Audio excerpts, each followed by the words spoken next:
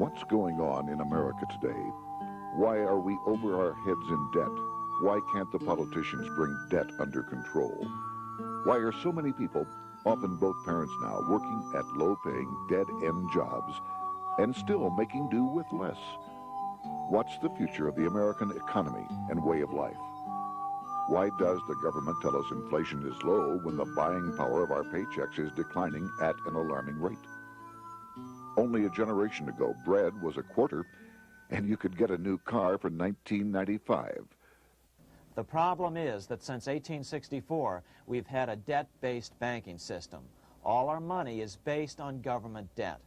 We cannot extinguish government debt without extinguishing our money supply. That's why talk of paying off the national debt without reforming our banking system is an impossibility. That's why the solution does not lie in discussing the size of the national debt, rather it lies in reforming our banking system. This is the Federal Reserve headquarters in Washington. It sits on this very impressive address, right on Constitution Avenue, right across from the Lincoln Memorial. But is it federal? Is it really part of the United States government? Well, what we're about to show you is that there's nothing federal about the Federal Reserve, and there are no reserves. The name is a deception created back before the Federal Reserve Act was passed in 1913 to make Americans think that America's central bank operates in the public interest. The truth is that the Federal Reserve is a private bank owned by private stockholders and run purely for their private profit. That's exactly correct. The Fed is a privately owned for-profit corporation which, again, has no reserves, at least no reserves available to back up the Federal Reserve notes, which is our common currency. Oh, absolutely. The Federal Reserve is neither federal and has doubtful reserves. It's a private bank that is owned by member banks. And it was chartered under the guise of deceit by an act of Congress in 1913. If there's still any doubt whether the Federal Reserve is a part of the U.S. government, check your local telephone book. In most cities, it is not listed in the blue government pages. It is listed in the business white pages right next to Federal Express, another private company. But more directly, U.S. courts have ruled time and time again that the Fed is a private corporation. Why can't Congress do something about the Fed? Most members of Congress just don't understand the system, and the few who do are afraid to speak up. For example, initially a veteran congressman from Chicago asked us if he could be interviewed for this video. However, both times our camera crew arrived at his office to do the interview, this was all we were able to film. The congressman never appeared, and eventually decided he no longer wanted to participate. But a few others in Congress have been bolder over the years. Here are 3 quick examples. In 1923, Representative Charles A. Lindbergh, a Republican from Minnesota, and father of the famed aviator Lucky Lindy, put it this way: the financial system has been turned over to the Federal Reserve Board. That board administers the finance system by authority of a purely profiteering group. The system is private, conducted for the sole purpose of obtaining the greatest possible profits from the use of other people's money. One of the most outspoken critics in Congress of the Fed was the former chairman of the House Banking and Currency Committee during the Great Depression years. Lewis T. McFadden, Republican of Pennsylvania, said in 1932, "We have in this country one of the most corrupt institutions the world has ever known. I refer to the Federal Reserve Board. This evil institution has impoverished the people of the United States and has practically bankrupted our government. It has done this through the corrupt practices of the moneyed vultures who control it." Senator Barry Goldwater was a frequent critic of the Fed. Most Americans have no real understanding of the operation of the international moneylenders. The accounts of the Federal Reserve System have never been audited. It operates outside the control of Congress and manipulates the credit of the United States. The Federal Reserve really even though it is not part of the federal government, it is more powerful than the federal government. It's more powerful than the president, the Congress, and the courts. Now, a lot of people challenge me on that, but let me prove my case. The Federal Reserve determines what the average person's car payment is going to be, what their house payment is going to be, and whether they have a job or not. And I submit to you that that's total control. And the Federal Reserve is the largest single creditor of the United States government. What does Proverbs tell us? The borrower is servant to the lender.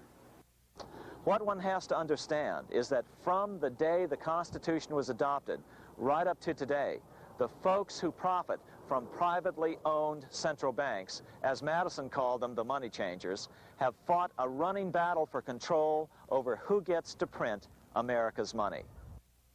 Why is who prints the money so important? Think of money as just another commodity. If you have a monopoly on a commodity that everyone needs, everyone wants, and nobody has enough of, there are lots of ways to make a profit, and also exert tremendous political influence. That's what this battle is all about. Throughout the history of the United States, the money power has gone back and forth between Congress and some sort of privately owned central bank. The Founding Fathers knew the evils of a privately owned central bank. First of all, they had seen how the privately owned British central bank, the Bank of England, had run up the British national debt to such an extent that Parliament had been forced to place unfair taxes on the American colonies. In fact, as we'll see later, Ben Franklin claimed that this was the real cause of the American Revolution. Most of the Founding Fathers realized the potential dangers of banking and feared bankers' accumulation of wealth and power. Jefferson put it this way: I sincerely believe that banking institutions are more dangerous to our liberties than standing armies. The issuing power should be taken from the banks and restored to the people to whom it properly belongs. That succinct statement of Jefferson is, in fact, the solution to all our economic problems today. It bears repeating. The issuing power should be taken from the banks and restored to the people to whom it properly belongs. James Madison, the main author of the Constitution, agreed. Interestingly, he called those behind the central bank scheme money changers. Madison strongly criticized their actions. History records that the money changers have used every form of abuse, intrigue, deceit, and violent means possible to maintain their control over governments by controlling money and its issuance. The battle over who gets to issue our money has been the pivotal issue throughout the history of the United States. Wars are fought over it, depressions are caused to acquire it. Yet after World War I, this battle was rarely mentioned in newspapers or history books. Why? By World War I, the money changers, with their dominant wealth, had seized control of most of the nation's press. Throughout U.S. history, this battle over who gets the power to issue our money has raged. In fact, it's changed hands back and forth 8 times since 1764, yet this fact has virtually vanished from public view for over 3 generations behind a smokescreen emitted by Fed cheerleaders in the media. Until we stop talking about deficits and government spending and start talking about who controls how much money we have, it's all just a big shell game, a complete and utter deception. It won't matter if you pass an ironclad amendment to the Constitution mandating a balanced budget. Our situation is only going to get worse until we root out the cause at its source. What's the solution for our national problem? First of all, education. That's what this video presentation is all about. But secondly, we must act. We must take back the power to issue our own money. Issuing our own money is not a radical solution. I want to stress that. It's the same solution used at different points in U.S. history by men like Benjamin Franklin, Thomas Jefferson, Andrew Jackson, Martin Van Buren, and Abraham Lincoln. So, to sum it up, in 1913, Congress gave an independent central bank, deceptively named the Federal Reserve, a monopoly over issuing America's money, and the debt generated by this quasi-private corporation is what is killing the American economy. Though the Federal Reserve is now the most powerful central bank in the world, it was not the first. So where did this idea come from? To really understand the magnitude of the problem, we have to travel back to Europe. Just who are these money changers James Madison spoke of? In the Bible, 2,000 years ago, Jesus drove the money changers from the temple. It was the only time Jesus used force during his ministry. What were money changers doing in the temple? When Jews came to Jerusalem to pay their temple tax, they could only pay it with a special coin, the half shekel of the sanctuary. This was a half ounce of pure silver about this size. It was the only coin around at that time which was pure silver and of assured weight without the image of a pagan emperor. Therefore, to Jews, the half shekel was the only coin acceptable to God. But these coins were not plentiful. The money changers had cornered the market on them. Then they raised the price, just like any other commodity, to whatever the market would bear. In other words, money changers were making exorbitant profits because they held a virtual monopoly on money. The Jews had to pay whatever they demanded. To Jesus, this totally violated the sanctity of God's house.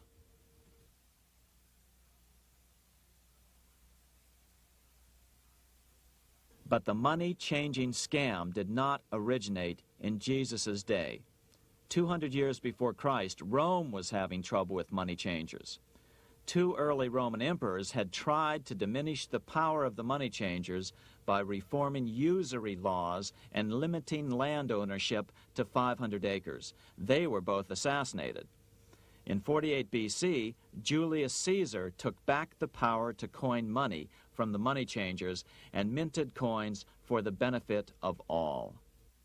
With this new, plentiful supply of money, he built great public works projects. By making money plentiful, Caesar won the love of the common man. But the money changers hated him. Some believe this was an important factor in Caesar's assassination. One thing is for sure, with the death of Caesar came the demise of plentiful money in Rome. Taxes increased, as did corruption. Just as in the case of America today, usury and debased coin became the rule. Eventually, the Roman money supply was reduced by 90%. As a result, the common people lost their lands and their homes, just as is about to happen soon in America.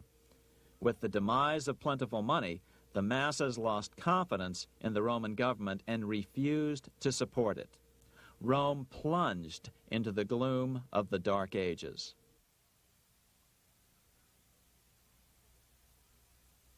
A 1,000 years after the death of Christ, money changers, those who loan out and manipulate the quantity of money, were active in medieval England. In fact, they were so active that acting together, they could manipulate the entire English economy. These were not bankers per se. The money changers generally were the goldsmiths. They were the first bankers because they started keeping other people's gold for safekeeping in their vaults. The first paper money was merely a receipt for gold left at the goldsmith. Paper money caught on because it was more convenient than carrying around a lot of heavy gold and silver coins. Eventually, goldsmiths noticed that only a small fraction of the depositors ever came in and demanded their gold at any one time. Goldsmiths started cheating on the system. They discovered that they could print more money than they had gold, and usually no one would be the wiser. Then they could loan out this extra money and collect interest on it. This was the birth of fractional reserve banking. That is, loaning out many times more money than you have assets on deposit. So, if $1,000 in gold were deposited with them, they could loan out about $10,000 in paper money and draw interest payments on it, and no one would ever discover the deception. By this means, goldsmiths gradually accumulated more and more wealth and used this wealth to accumulate more and more gold. Today, this practice of loaning out more money than there are reserves is known as fractional reserve banking. Every bank in the United States is allowed to loan out at least 10 times more money than they actually have. That's why they get rich on charging, let's say, 8% interest. It's not really 8% per year, which is their income. It's 80%. That's why bank buildings are always the largest in town. But does that mean that all interest or all banking should be illegal? Hardly. In the Middle Ages, canon law, the law of the Catholic Church, forbade charging interest on loans. This concept followed the teachings of Aristotle and St. Thomas Aquinas. They taught that the purpose of money was to serve the members of society, to facilitate the exchange of goods needed to lead a virtuous life. Interest, in their belief, hindered this purpose by putting an unnecessary burden on the use of money. In other words, interest was contrary to reason and justice. Reflecting church law in the Middle Ages, Europe forbade charging interest on loans and made it a crime called usury. As commerce grew, and therefore opportunities for investment arose in the late Middle Ages, it came to be recognized that to loan money had a cost for the lender, both in risk and in lost opportunity. So some charges were allowed, but not interest per se. But all moralists, no matter what religion, condemn fraud, oppression of the poor, and injustice as clearly immoral. As we will see, fractional reserve lending is rooted in a fraud, results in widespread poverty, and reduces the value of everyone else's money. The ancient goldsmiths discovered that extra profits could be made by rowing the economy between easy money and tight money. When they made money easier to borrow, then the amount of money in circulation expanded. Money was plentiful. People took out more loans to expand their businesses. But then the money changers would tighten the money supply. They would make loans more difficult to get. What would happen? Just what happens today. A certain percentage of people could not repay their previous loans and could not take out new loans to repay the old ones. Therefore, they went bankrupt and had to sell their assets to the goldsmiths for pennies on the dollar. The same thing is still going on today. Only today, we call this rowing of the economy up and down the business cycle. Like Julius Caesar, King Henry I of England finally resolved to take the money power away from the goldsmiths about 1100 A.D. Henry could have used anything as money, seashells, feathers, or even yak dung, as is often done in remote Tibetan provinces. But he invented one of the most unusual money systems in history. It was called the tally stick system. Here I have one of the few surviving examples of this form of British money, which lasted 726 years until 1826, a tally stick. The tally system was adopted to avoid the monetary manipulation of the goldsmiths. Tally sticks were money fabricated out of sticks of polished wood. Notches were cut along one edge of the stick to indicate the denominations. Then the stick was split lengthwise through the notches so that both pieces still had a record of the notches. The king kept one half to protect against counterfeiting. Then he would spend the other half into the economy, and they would circulate as money. This particular tally stick is huge. It represented 25,000 pounds. One of the original stockholders in the Bank of England purchased his original shares with this stick.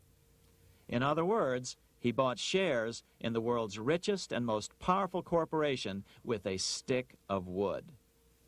It's ironic that after its formation in 1694, the Bank of England attacked the tally stick system because it was money outside the power of the money changers, just as King Henry had wanted it to be. Why do people accept sticks of wood for money? That's a great question.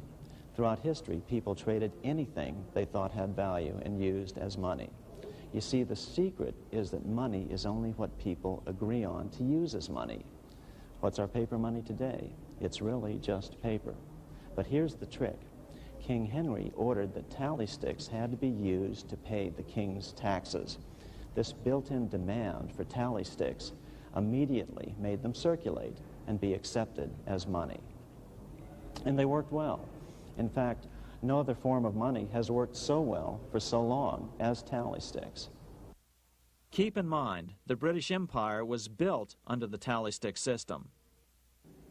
The tally stick system succeeded despite the fact that the money changers constantly attacked it by offering the metal coin system as competition.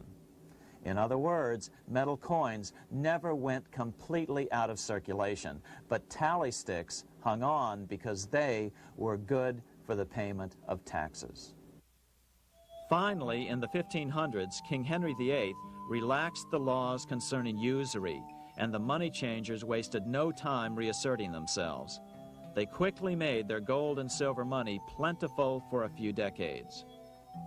But when Queen Mary took the throne and tightened the usury laws again, the money changers renewed the hoarding of gold and silver coins, forcing the economy to plummet. When Queen Mary's sister, Queen Elizabeth I, took the throne, she was determined to regain control over English money.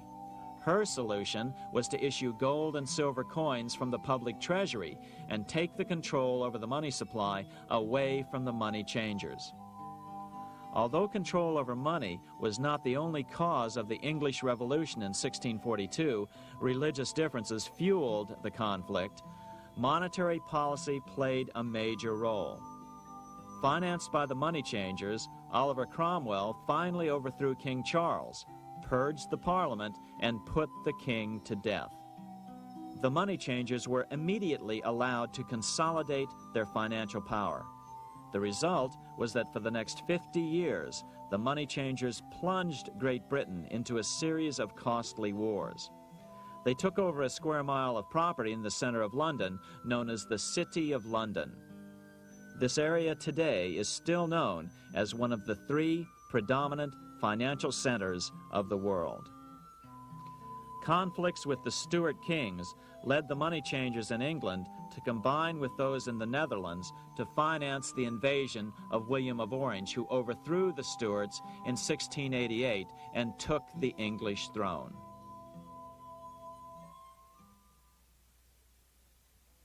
By the end of the 1600s, England was in financial ruin. 50 years of more or less continuous wars with France and Holland had exhausted her. Frantic government officials met with the money changers to beg for the loans necessary to pursue their political purposes. The price was high: a government-sanctioned, privately owned bank which could issue money created out of nothing. It was to be the modern world's first privately owned central bank, the Bank of England. Although it was deceptively called the Bank of England to make the general population think it was part of the government, it was not. Like any other private corporation, the Bank of England sold shares to get started. The investors, whose names were never revealed, were supposed to put up £1.25 million British pounds in gold coin to buy their shares in the bank, but only £750,000 was ever received. Despite that, the bank was duly chartered in 1694 and started out in the business of loaning out several times the money it supposedly had in reserves, all at interest. In exchange, the new bank would loan British politicians as much of the new currency as they wanted, as long as they secured the debt by direct taxation of the British people. So, legalization of the Bank of England amounted to nothing less than legal counterfeiting of a national currency for private gain. Unfortunately, nearly every nation now has a privately controlled central bank using the Bank of England as the basic model. Such is the power of these central banks that they soon take total control over a nation's economy. It soon amounts to nothing but a plutocracy, rule by the rich. It would be like putting control of the army in the hands of the mafia. The danger of tyranny would be extreme. Yes, we need central banks. No, we do not need them in private hands. The central bank scam is really a hidden tax. The nation sells bonds to the central bank to pay for things it does not have the political will to raise taxes to pay for. But the bonds are purchased with money the central bank creates out of nothing. More money in circulation makes your money worth less. The government gets as much money as it needs, and the people pay for it in inflation. The beauty of the plan is that not one person in 1,000 can figure it out because it's usually hidden behind complex-sounding economics gibberish. With the formation of the Bank of England, the nation was soon awash in money. Prices throughout the country doubled. Massive loans were granted for just about any wild scheme. One venture proposed to drain the Red Sea to recover gold supposedly lost when the Egyptian army drowned pursuing Moses and the Israelites. By 1698, government debt grew from the initial £1.25 million to £16 million. Naturally, taxes were increased and then increased again to pay for all of this. With the British money supply firmly in their grip, the British economy began a wild roller coaster series of booms and depressions, exactly the sort of thing a central bank claims it is determined to prevent. There are two things which I think are intrinsic not just to the Bank of England, but to central banking generally. The first is an involvement in the formulation of monetary policy with the specific objective of achieving monetary stability. However, since the Bank of England took control, the British pound has rarely been stable. Now let's take a look at the role of the Rothschild family, the family said to be the wealthiest in the world.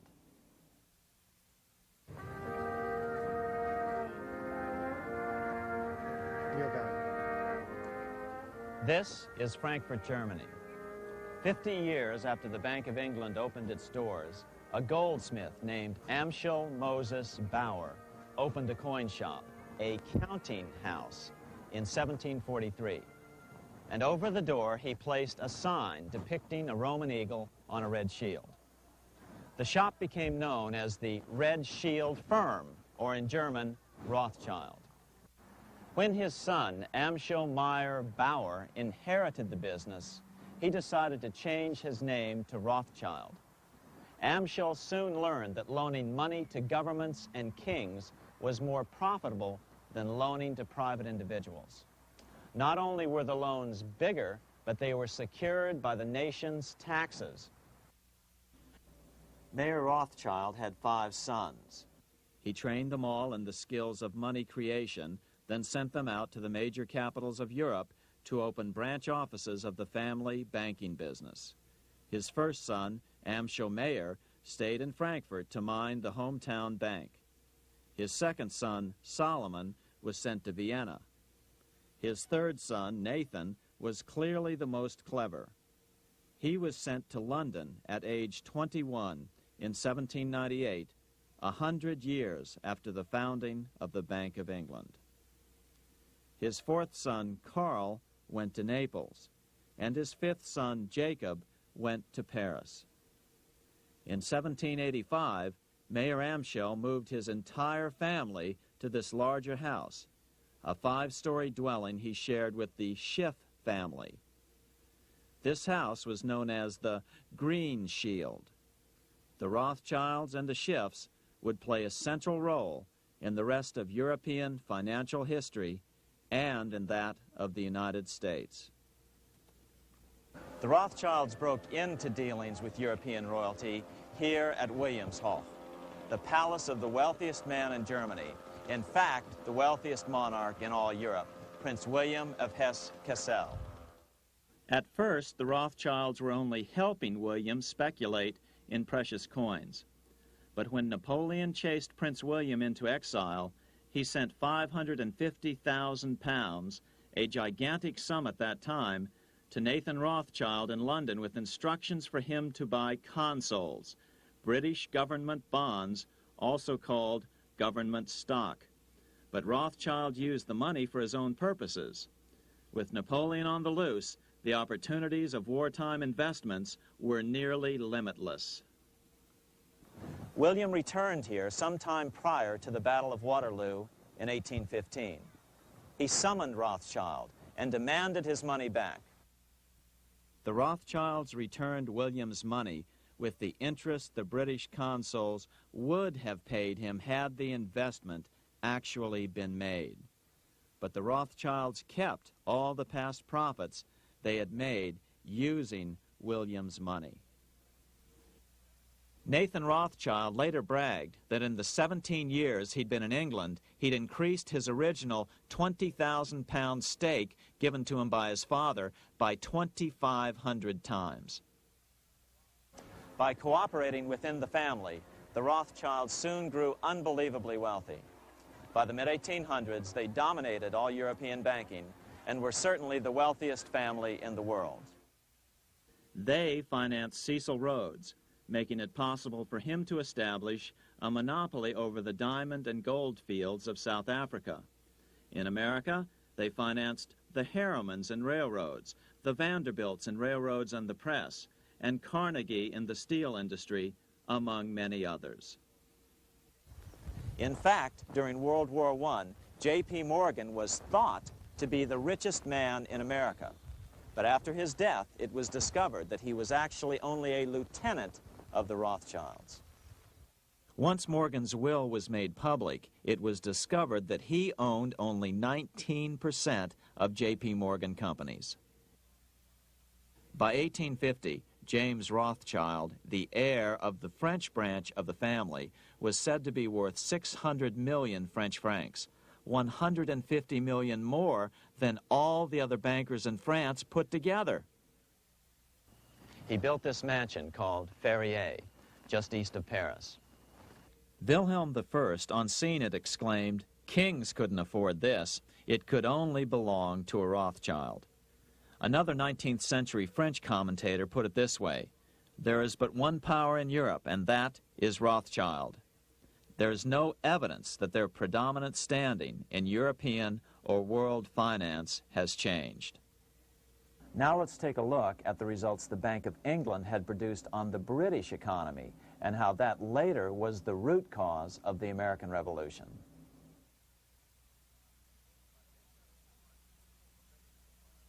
By the mid-1700s, the British Empire was nearing its height of power around the world. But Britain had fought 4 costly wars in Europe since the creation of their privately owned central bank, the Bank of England. The cost had been high. To finance these wars, the British Parliament here had borrowed heavily from the bank. By the mid-1700s, the government's debt here in Britain was 140 million pounds, a staggering sum for those days. Consequently, the British government embarked on a program of trying to raise revenues from their American colonies in order to make their interest payments to the bank. But in America, it was a different story. The scourge of a privately owned central bank had not yet hit. This is Independence Hall in Philadelphia, where the Declaration of Independence and Constitution were signed. In the mid-1700s, pre-revolutionary America was still relatively poor. There was a severe shortage of precious metal coins to trade for goods, so the early colonists were forced to experiment with printing their own homegrown paper money. Some of these experiments were successful. Franklin was a big supporter of the colonies printing their own paper money. In 1757, Franklin was sent to London. He ended up staying for the next 18 years here, nearly until the start of the American Revolution. During this period, the American colonies began to issue their own money. Called colonial scrip, the endeavor was very successful. It provided a reliable medium of exchange, and it also helped to provide a feeling of unity between the colonies. Remember, colonial scrip was just paper money, debt-free money, printed in the public interest, and not backed by gold or silver coin. In other words, it was a totally fiat currency. One day, officials of the Bank of England asked Franklin how he would account for the newfound prosperity of the colonies. Without hesitation, he replied, "That is simple. In the colonies, we issue our own money. It is called colonial scrip. We issue it in proper proportion to the demands of trade and industry to make the products pass easily from the producers to the consumers.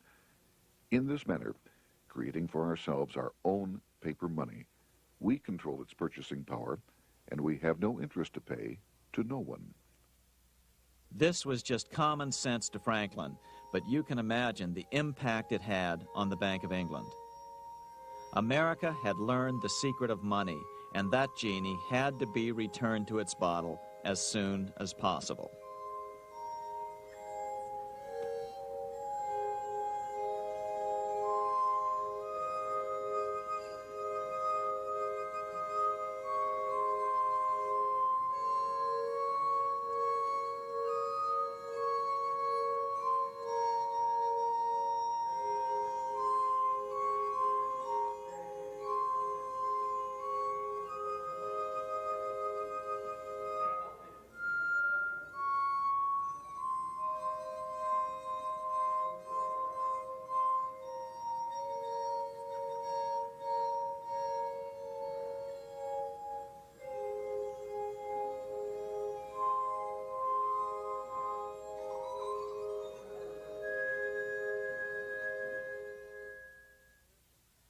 As a result, Parliament hurriedly passed the Currency Act of 1764.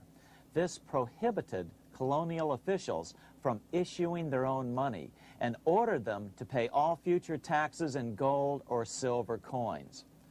In other words, it forced the colonies on a gold or silver standard.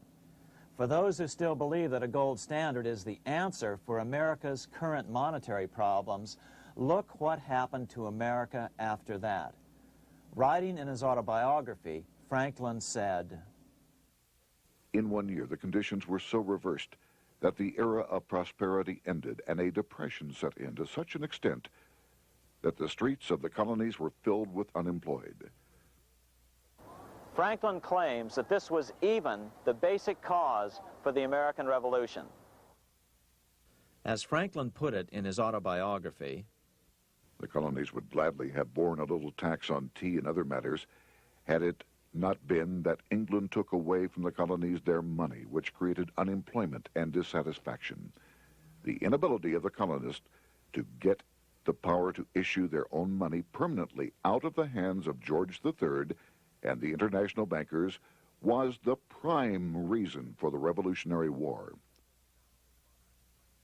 by the time the first shots were fired in Lexington, Massachusetts, on April 19, 1775, the colonies had been drained of gold and silver coin by British taxation. As a result, the Continental government had no choice but to print money to finance the war. At the start of the Revolution, the U.S. money supply stood at $12 million. By the end of the war, it was nearly $500 million. As a result, the currency was virtually worthless. Shoes sold for $5,000 a pair. Colonial scrip had worked because just enough was issued to facilitate trade. As George Washington lamented, a wagon load of money will scarcely purchase a wagon load of provisions. Today, those who support a gold-backed currency point to this period during the Revolution to demonstrate the evils of a fiat currency. But remember, the same currency had worked so well 20 years earlier during times of peace that the Bank of England had Parliament outlaw it. Towards the end of the Revolution, the Continental Congress, meeting here at Independence Hall, grew desperate for money. In 1781, they allowed Robert Morris, their financial superintendent, to open a privately owned central bank. Incidentally, Morris was a wealthy man who had grown wealthier during the Revolution by trading in war materials. Called the Bank of North America, the new bank was closely modeled after the Bank of England. It was allowed to practice fractional reserve banking. That is, it could lend out money it didn't have, then charge interest on it. If you or I were to do that, we would be charged with fraud, a felony. The bank's charter called for private investors to put up $400,000 worth of initial capital. But when Morris was unable to raise the money, he brazenly used his political influence to have gold deposited in the bank, which had been loaned to America by France. He then loaned this money to himself and his friends to reinvest in shares of the bank. And, like the Bank of England, the bank was given a monopoly over the national currency. Soon the dangers became clear. The value of American currency continued to plummet. So, 4 years later, in 1785, the bank's charter was not renewed. The leader of the effort to kill the bank, William Findley of Pennsylvania, explained the problem this way, quote, "This institution, having no principle but that of avarice, will never be varied in its object, to engross all the wealth, power, and influence of the state." The men behind the Bank of North America, Alexander Hamilton, Robert Morris, and the bank's president, Thomas Whiling, did not give up. Only 6 years later, Hamilton, then Secretary of the Treasury, and his mentor, Morris, rammed a new privately owned central bank through the new Congress. Called the first bank of the United States, Thomas Whiling again served as the bank's president. The players were the same, only the name of the bank was changed.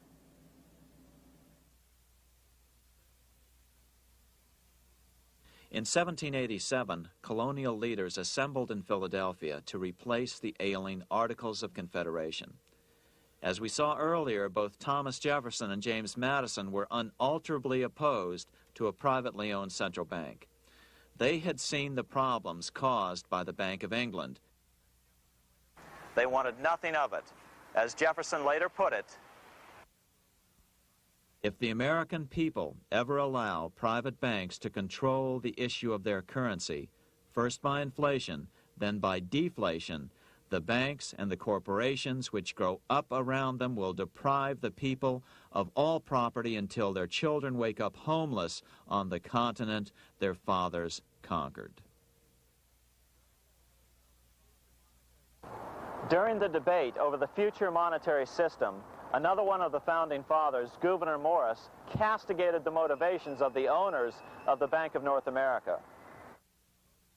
Gouverneur Morris headed the committee that wrote the final draft of the Constitution.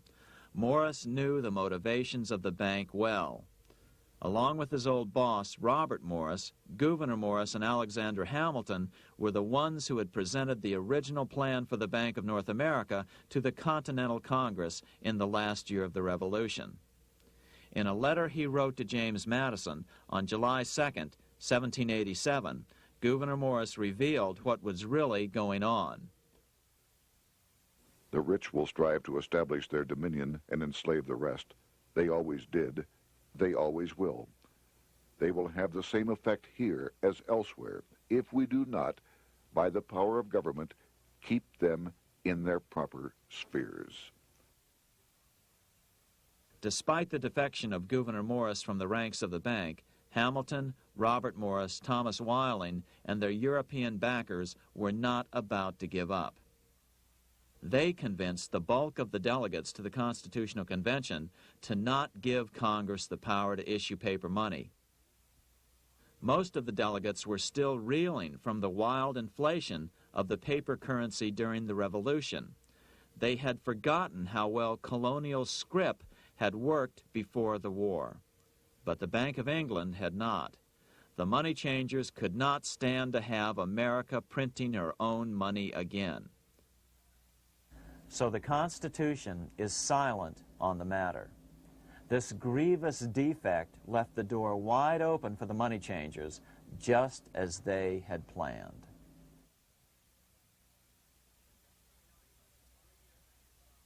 In 1790, less than 3 years after the Constitution had been signed, the money changers struck again. The newly appointed first Secretary of the Treasury, Alexander Hamilton, proposed a bill to the Congress calling for a new, privately owned central bank. Coincidentally, that was the very year that Amschel Rothschild made his pronouncement from his flagship bank in Frankfurt. Let me issue and control a nation's money, and I care not who writes the laws. Alexander Hamilton was a tool of the international bankers, and he wanted to create the U.S. Bank, the BUS, or the Bank of the United States, and did so. Interestingly, one of Hamilton's first jobs after graduating from law school in 1782 was as an aide to Robert Morris, the head of the Bank of North America. In fact, the year before, Hamilton had written Morris a letter saying, "A national debt, if it is not excessive, will be to us a national blessing." A blessing to whom? After a year of intense debate, in 1791, Congress passed the bill and gave it a 20-year charter. The new bank was to be called the First Bank of the United States, or BUS. Here we are in front of the First Bank of the United States in Philadelphia. The bank was given a monopoly on printing U.S. currency, even though 80% of its stock would be held by private investors. The other 20% would be purchased by the U.S. government. But the reason was not to give the government a piece of the action.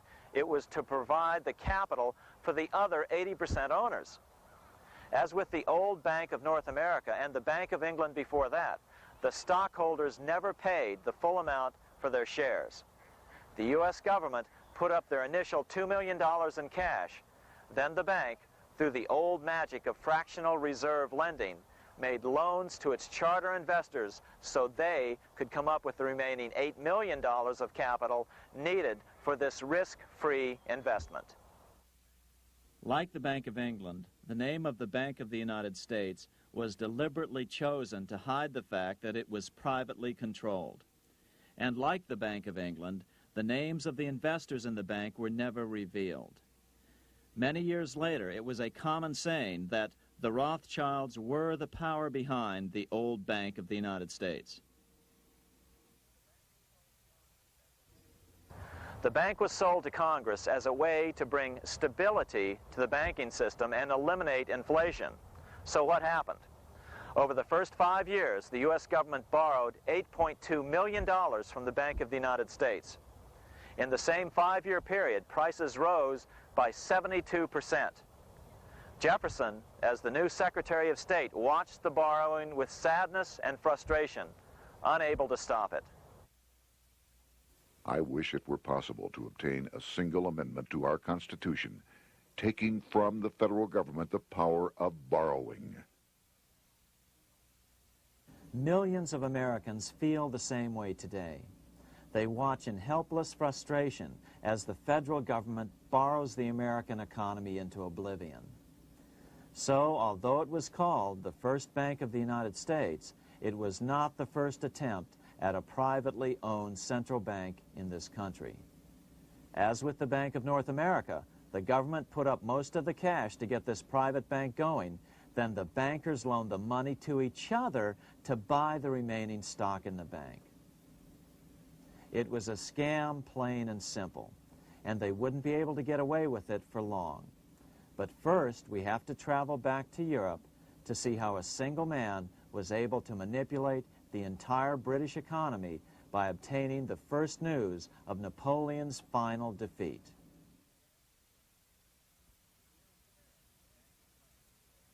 Here in Paris, the Bank of France was organized in 1800, just like the Bank of England.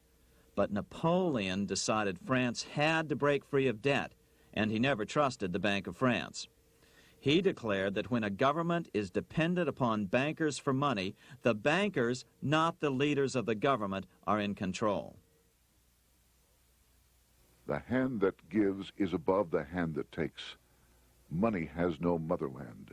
Financiers are without patriotism and without decency. Their sole object is gain. Back in America, unexpected help was about to arrive. In 1800, Thomas Jefferson narrowly defeated John Adams to become the third president of the United States. By 1803, Jefferson and Napoleon had struck a deal. The U.S. would give Napoleon $3 million in gold in exchange for a huge chunk of territory west of the Mississippi River, the Louisiana Purchase. With that $3 million, Napoleon quickly forged an army and set off across Europe, conquering everything in his path.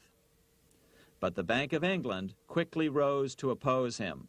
They financed every nation in his path, reaping the enormous profits of war. Prussia, Austria, and finally Russia all went heavily into debt in a futile attempt to stop Napoleon. 4 years later, with the main French army in Russia, 30-year-old Nathan Rothschild, the head of the London office of the Rothschild family, personally took charge of a bold plan to smuggle a much-needed shipment of gold right through France to finance an attack by the Duke of Wellington from Spain. Nathan later bragged at a dinner party in London that it was the best business he'd ever done. Little did he know that he would do much better business in the near future. Wellington's attacks from the south and other defeats eventually forced Napoleon to abdicate, and Louis XVIII was crowned king. Napoleon was exiled to Elba, a tiny island off the coast of Italy, supposedly exiled from France forever. While Napoleon was in exile on Elba, temporarily defeated by England with the financial help of the Rothschilds, America was trying to break free of its central bank as well.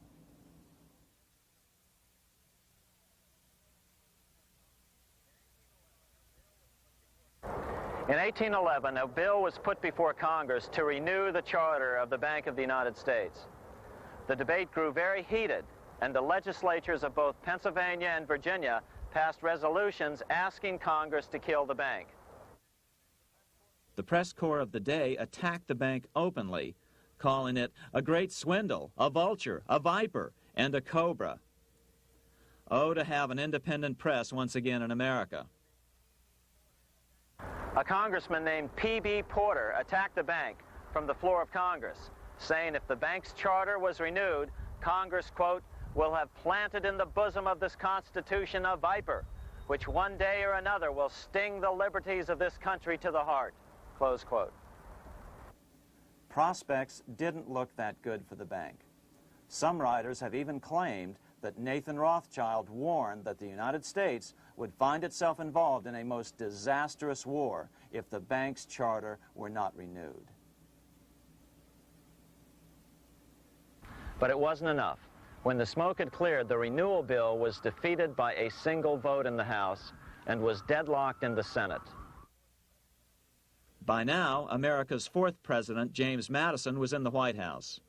Remember, Madison was a staunch opponent of the bank. His vice president, George Clinton, broke a tie in the Senate and sent the bank into oblivion. Within 5 months, England attacked the U.S., and the War of 1812 was on. But the British were still busy fighting Napoleon, and so the War of 1812 ended in a draw in 1814. Though the money changers were temporarily down, they were far from out. It would take them only another 2 years to bring back their bank bigger and stronger than ever.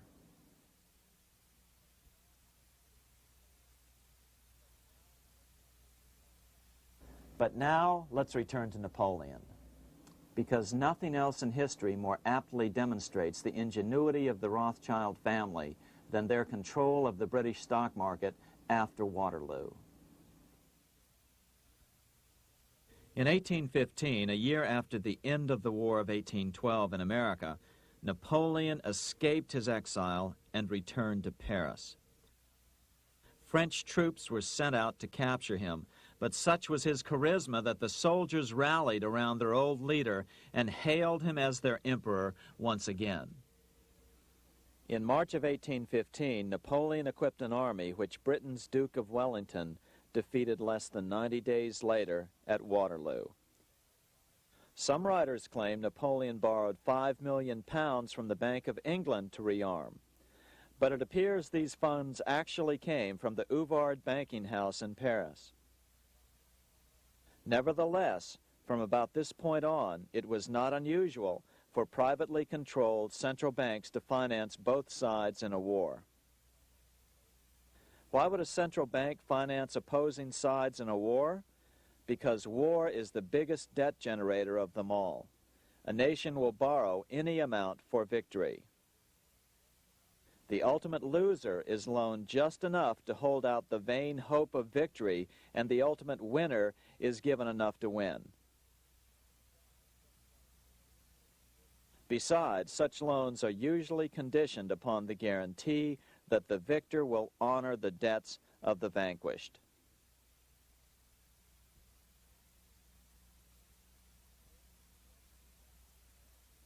This is the Waterloo battlefield about 200 miles northeast of Paris in what today is Belgium.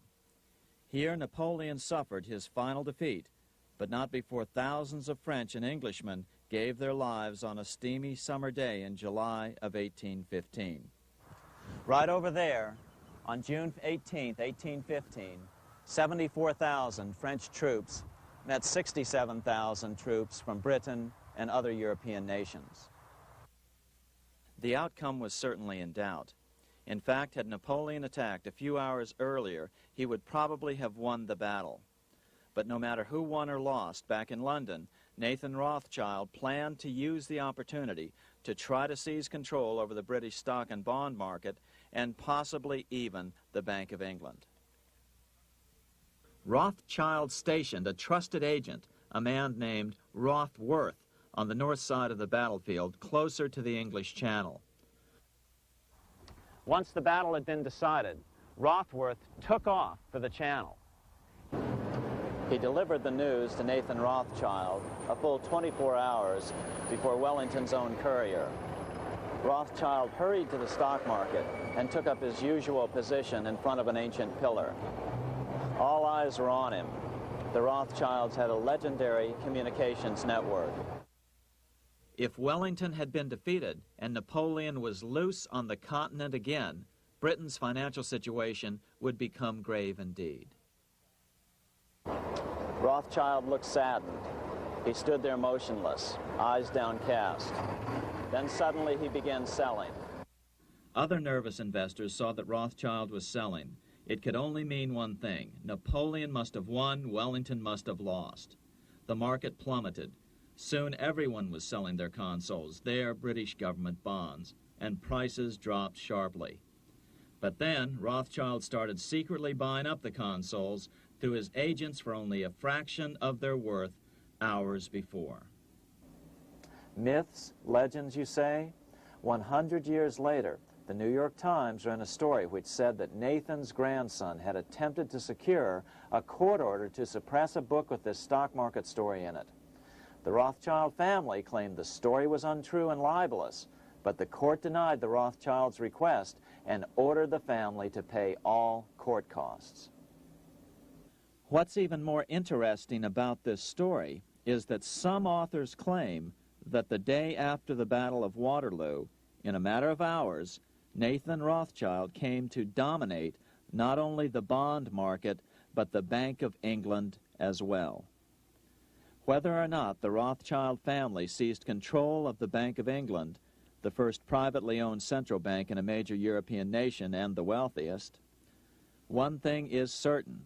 By the mid-1800s, the Rothschilds were the richest family in the world, bar none.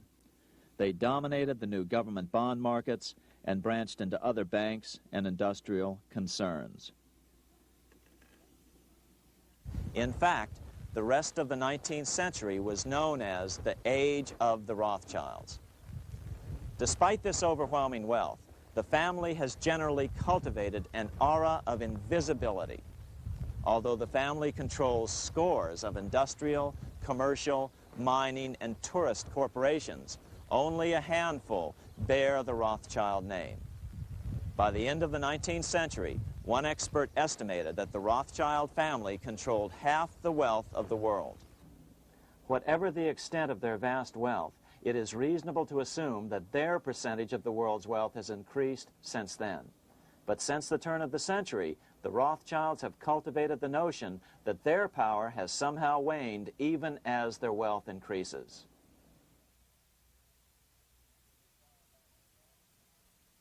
Meanwhile, back in Washington in 1816, just 1 year after Waterloo and Rothschild's alleged takeover of the Bank of England, the American Congress passed a bill permitting yet another privately owned central bank. This bank was called the Second Bank of the United States. The new bank's charter was a copy of the previous bank's. The U.S. government would own 20% of the shares of the bank. Of course, the federal share was paid by the Treasury up front into the bank's coffers. Then, through the magic of fractional reserve lending, it was transformed into loans to private investors who then bought the remaining 80% of the shares. Just as before, the primary stockholders remained a secret. But it is known that the largest block of shares, about 1/3 of the total, were sold to foreigners. As one observer put it, it is certainly no exaggeration to say that the Second Bank of the United States was rooted as deeply in Britain as it was in America. So, by 1816, some authors claim the Rothschilds had taken control over the Bank of England and backed a new privately owned central bank in America as well.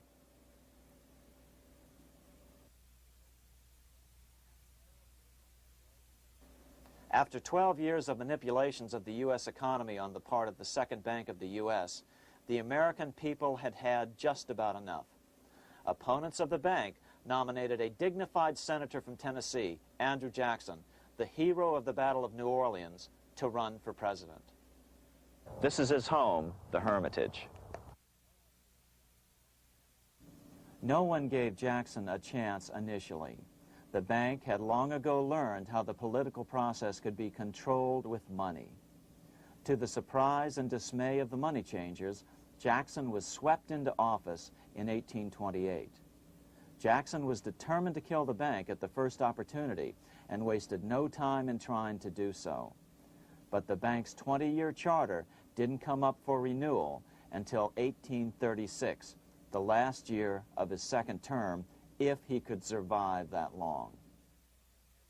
During his first term, Jackson contented himself with rooting out the bank's many minions from government service. He fired 2,000 of the 11,000 employees of the federal government. In 1832, with his re-election approaching, the bank struck an early blow, hoping Jackson would not want to stir up controversy. They asked Congress to pass a renewal bill 4 years early. Naturally, Congress complied, then sent it to the president for signing. But Jackson weighed in with both feet. Old Hickory, never a coward, vetoed the bill.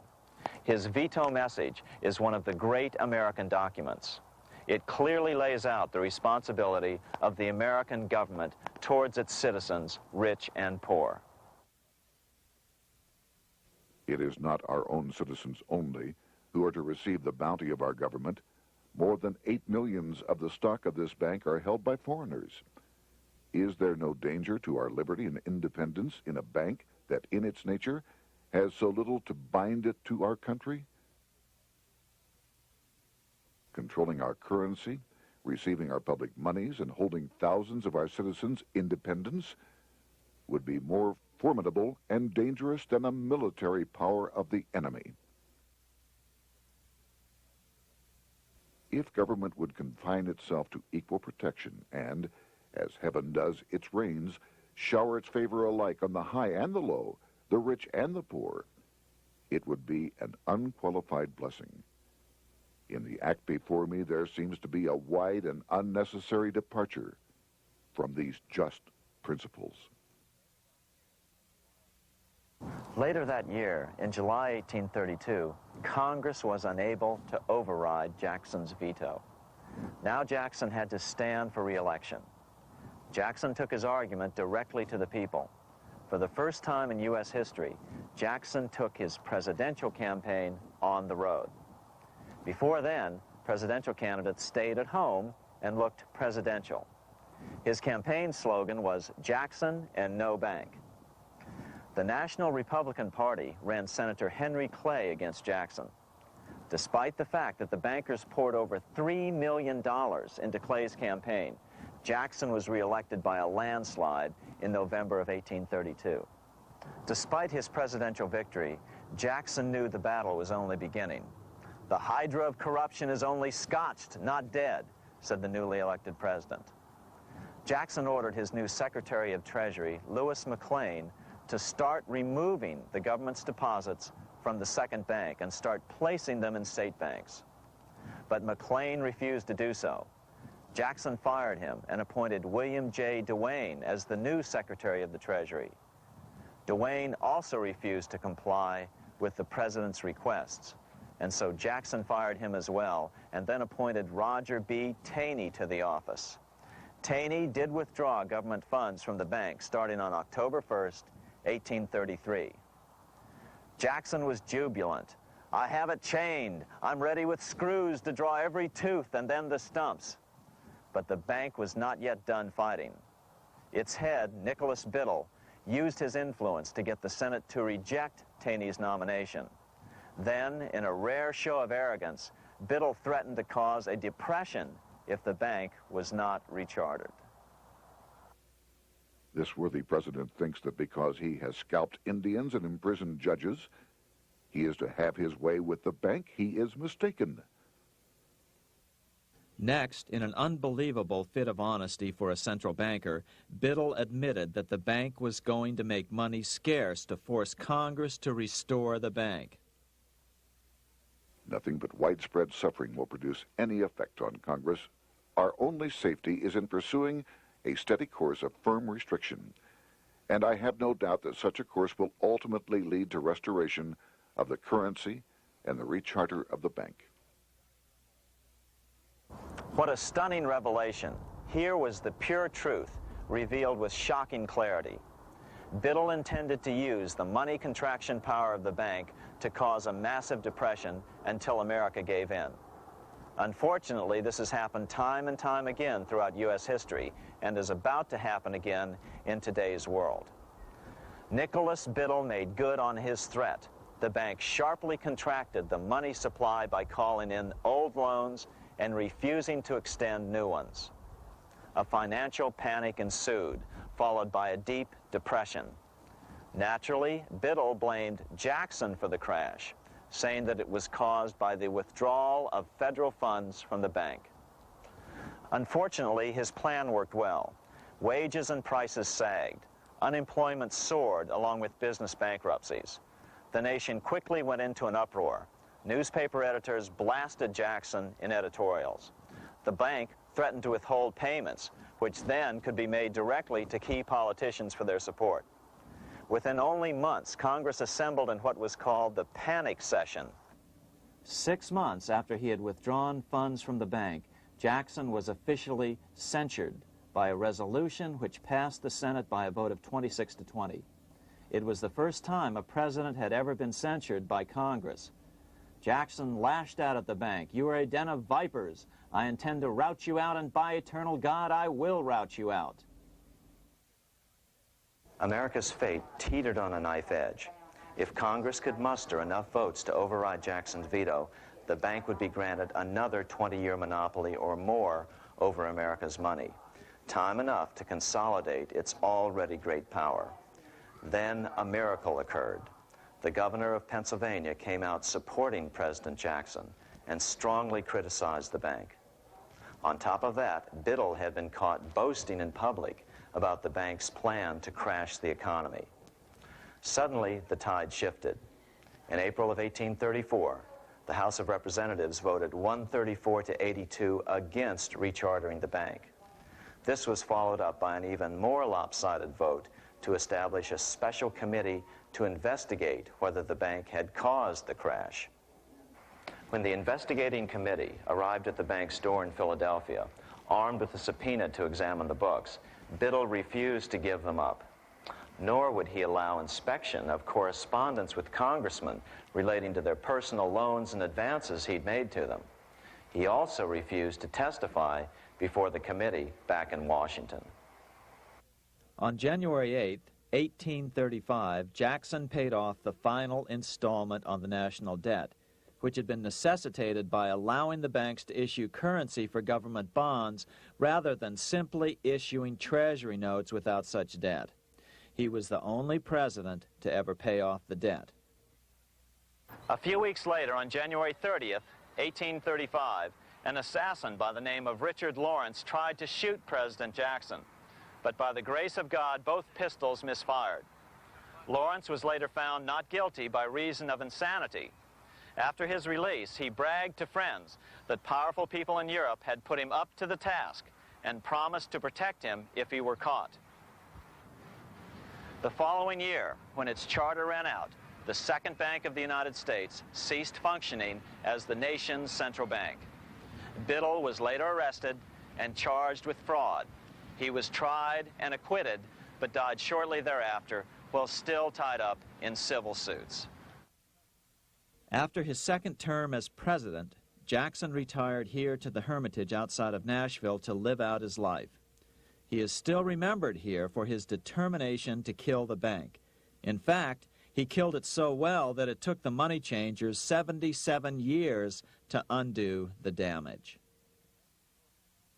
When asked what his most important accomplishment had been, Jackson replied, "I killed the bank." Unfortunately, even Jackson failed to grasp the entire picture and its root cause. Although Jackson had killed the central bank, the most insidious weapon of the money changers, fractional reserve banking, remained in use by the numerous state-chartered banks. This fueled economic instability in the years before the Civil War. Still, the central bankers were out, and as a result, America thrived as it expanded westward. During this time, the principal money changers struggled to regain their lost centralized power, but to no avail. Then, finally, they reverted to the old central bankers' formula: war to create debt and dependency. If they couldn't get their central bank any other way, America could be brought to its knees by plunging it into a civil war, just as they had done in 1812 after the first Bank of the United States was not rechartered. 1 month after the inauguration of Abraham Lincoln, the first shots of the American Civil War were fired here at Fort Sumter, South Carolina, on April 12, 1861. Certainly slavery was a cause for the Civil War, but not the primary cause. Lincoln knew that the economy of the South depended upon slavery, and so before the Civil War, he had no intention of eliminating it. Lincoln had put it this way in his inaugural address only 1 month earlier. I have no purpose, directly or indirectly, to interfere with the institution of slavery in the states where it now exists. I believe I have no lawful right to do so, and I have no inclination to do so. Even after the first shots were fired here at Fort Sumter, Lincoln continued to insist that the Civil War was not about the issue of slavery. My paramount objective is to save the Union, and it is not either to save or destroy slavery. If I could save the Union without freeing any slave, I would do it. So what was the Civil War all about?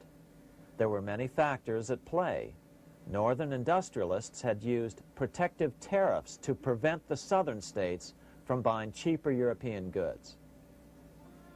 Europe retaliated by stopping cotton imports from the South.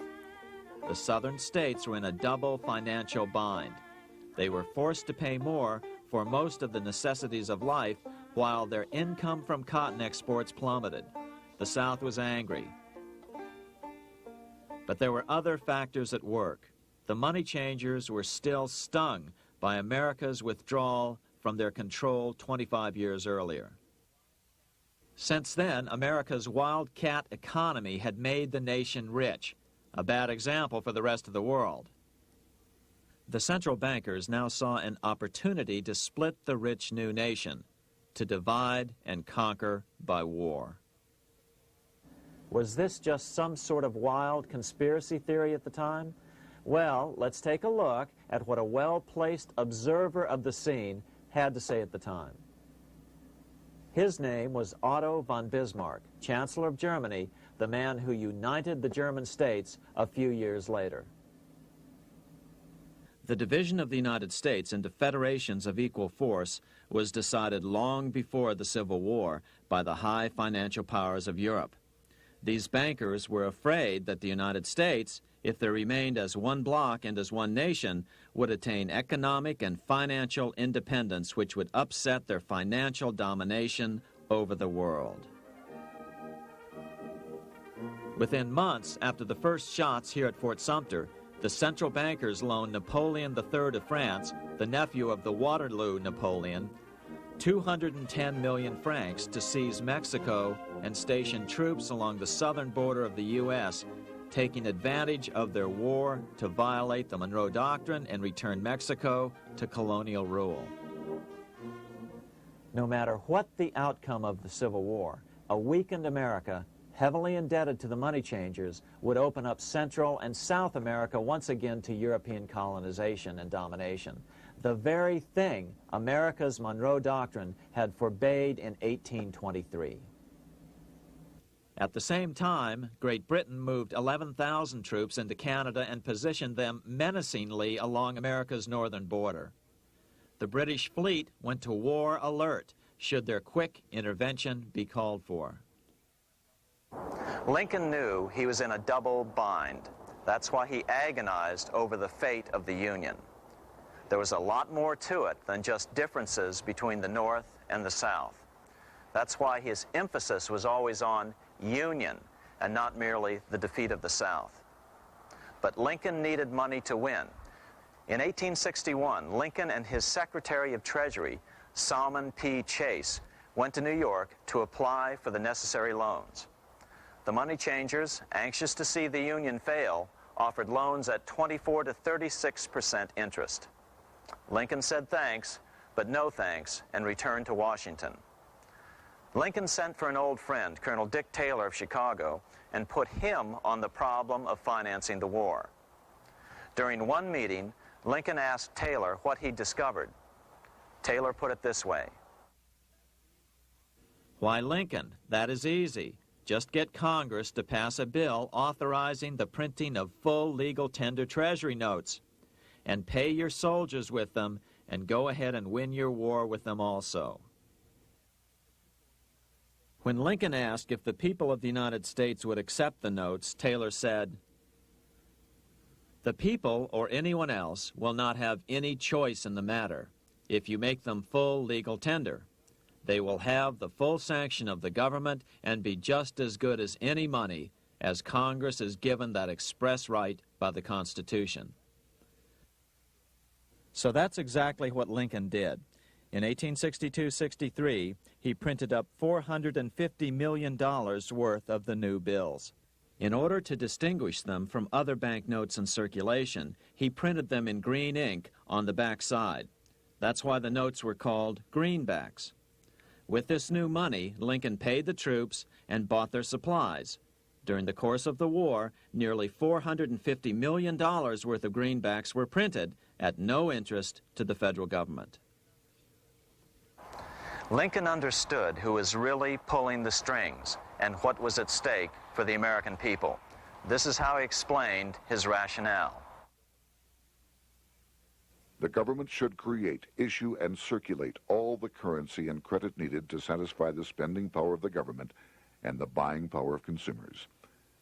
The privilege of creating and issuing money is not only the supreme prerogative of government, but it is the government's greatest creative opportunity.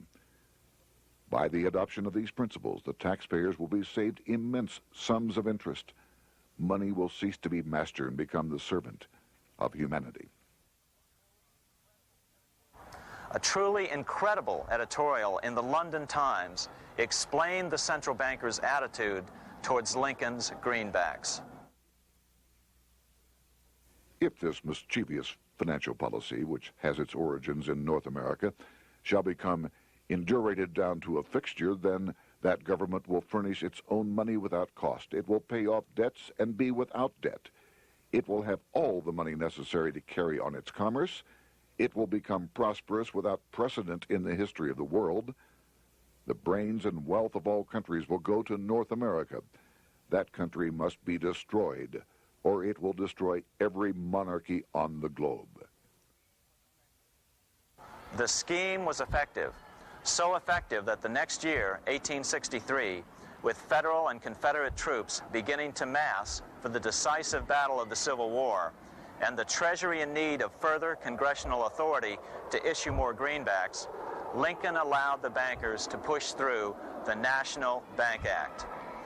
These new national banks would operate under a virtual tax-free status and collectively had the exclusive monopoly power to create the new form of money, banknotes. Though greenbacks continued to circulate, their numbers were not increased. But most importantly, from this point on, the entire U.S. money supply would be created out of debt by bankers buying U.S. government bonds and issuing them for reserves for banknotes. As historian John Kenneth Galbraith explained it, in numerous years following the war, the federal government ran a heavy surplus. It could not, however, pay off its debt, retire its securities, because to do so meant there would be no bonds to back the national banknotes. To pay off the debt was to destroy the money supply. Later in 1863, Lincoln got some unexpected help from Tsar Alexander II of Russia. The Tsar, like Bismarck in Germany, knew what the international money changers were up to and had steadfastly refused to let them set up a central bank in Russia. If America survived and was able to remain out of their clutches, the Tsar's position would remain secure. If the bankers were successful at dividing America and giving the pieces back to Great Britain and France, both nations under control of their central banks, eventually they would threaten Russia again. So the Tsar gave orders that if either England or France actively intervened and gave aid to the South, Russia would consider such action as a declaration of war. He did the same with part of his Pacific Fleet and sent them to port in San Francisco.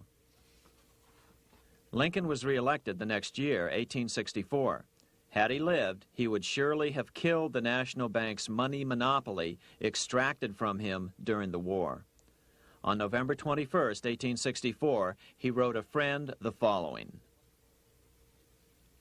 The money power preys upon the nation in times of peace and conspires against it in times of adversity. It is more despotic than monarchy, more insolent than autocracy, more selfish than bureaucracy. Shortly before Lincoln was murdered, his former Secretary of Treasury, Salmon P. Chase, bemoaned his role in helping secure the passage of the National Banking Act only 1 year earlier. My agency in promoting the passage of the National Banking Act was the greatest financial mistake in my life. It has built up a monopoly which affects every interest in the country.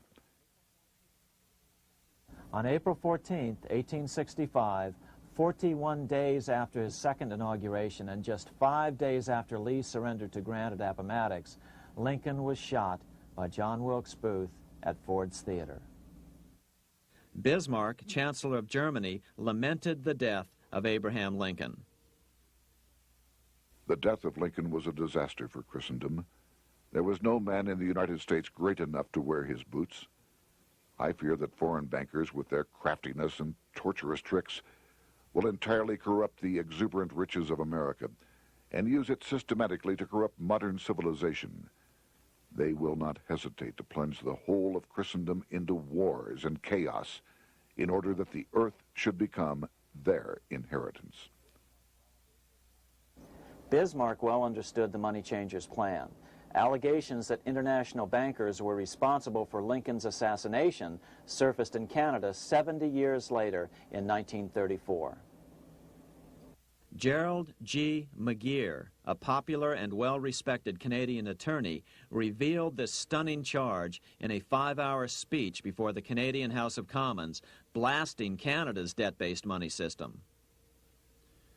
Remember, it was 1934, the height of the Great Depression, which was ravaging Canada as well. McGeer had obtained evidence deleted from the public record, provided to him by Secret Service agents at the trial of John Wilkes Booth after Booth's death. McGeer said it showed that Booth was a mercenary working for the international bankers.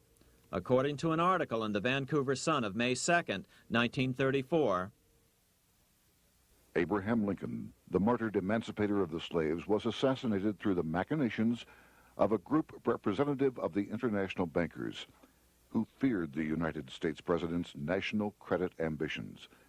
There was only one group in the world at that time who had any reason to desire the death of Lincoln. They were the men opposed to his national currency program and who had fought him throughout the whole Civil War on his policy of greenback currency.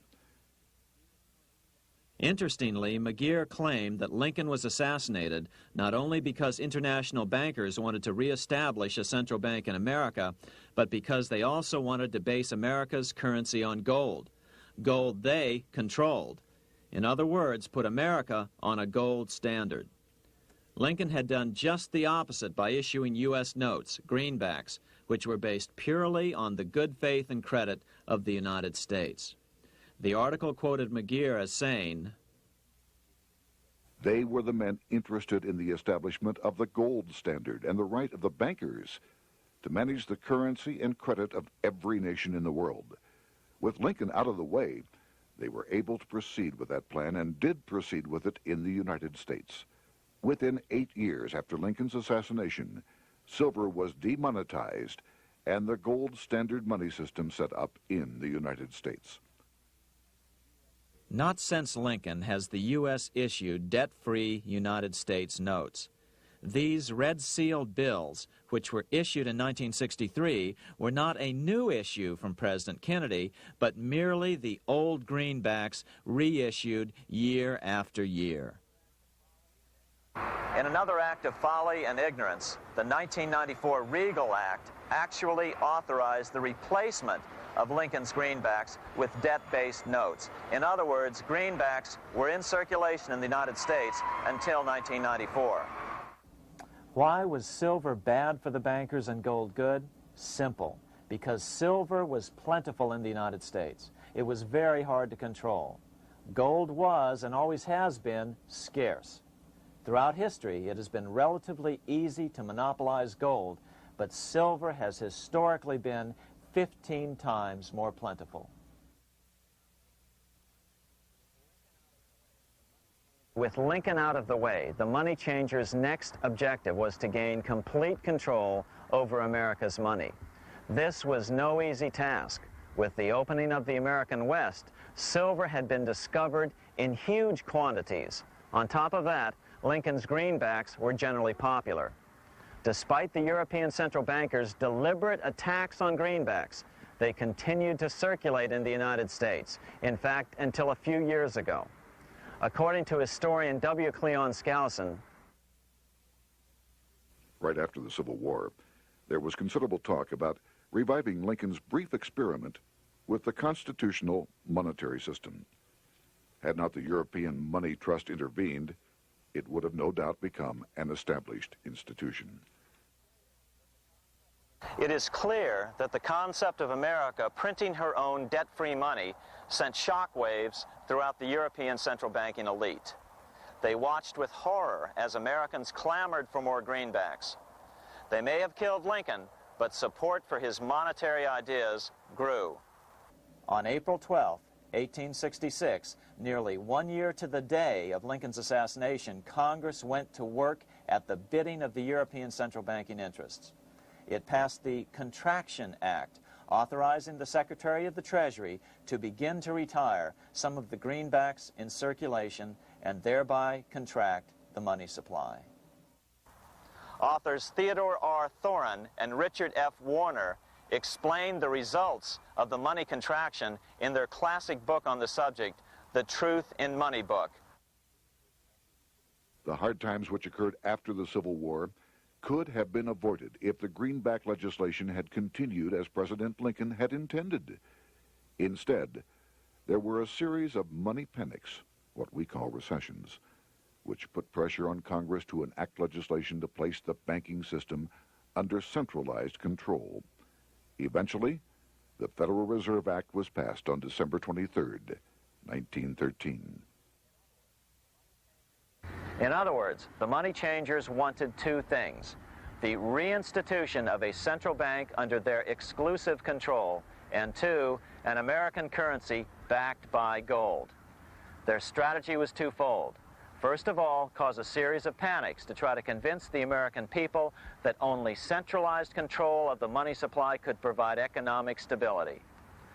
And secondly, remove so much money from the system that most Americans would be so desperately poor that they either wouldn't care or would be too weak to oppose the bankers. In 1866, there was $1.8 billion in currency in circulation in the United States, about $50.46 per capita. In 1867 alone, $500 million, $500 million, was removed from the U.S. money supply. 10 years later, in 1876, America's money supply was reduced to only $600 million. In other words, 2/3 of America's money had been called in by the bankers. Only $14.60 per capita remained in circulation. 10 years later, the money supply had been reduced to only $400 million, even though the population had boomed. The result was that only $6.67 per capita remained in circulation, a 760% loss in buying power over 20 years. Today, economists try to sell the idea that recessions and depressions are a natural part of something they call the business cycle. The truth is, our money supply is manipulated now just as it was before and after the Civil War. How did this happen? How did money become so scarce? Simple. Bank loans were called in and no new ones were given. In addition, silver coins were melted down. In 1872, a man named Ernest Sed was given 100,000 pounds, about $500,000, by the Bank of England and sent to America to bribe necessary congressmen to get silver demonetized. He was told that if that was not sufficient, to draw an additional 100,000 pounds or as much more as was necessary.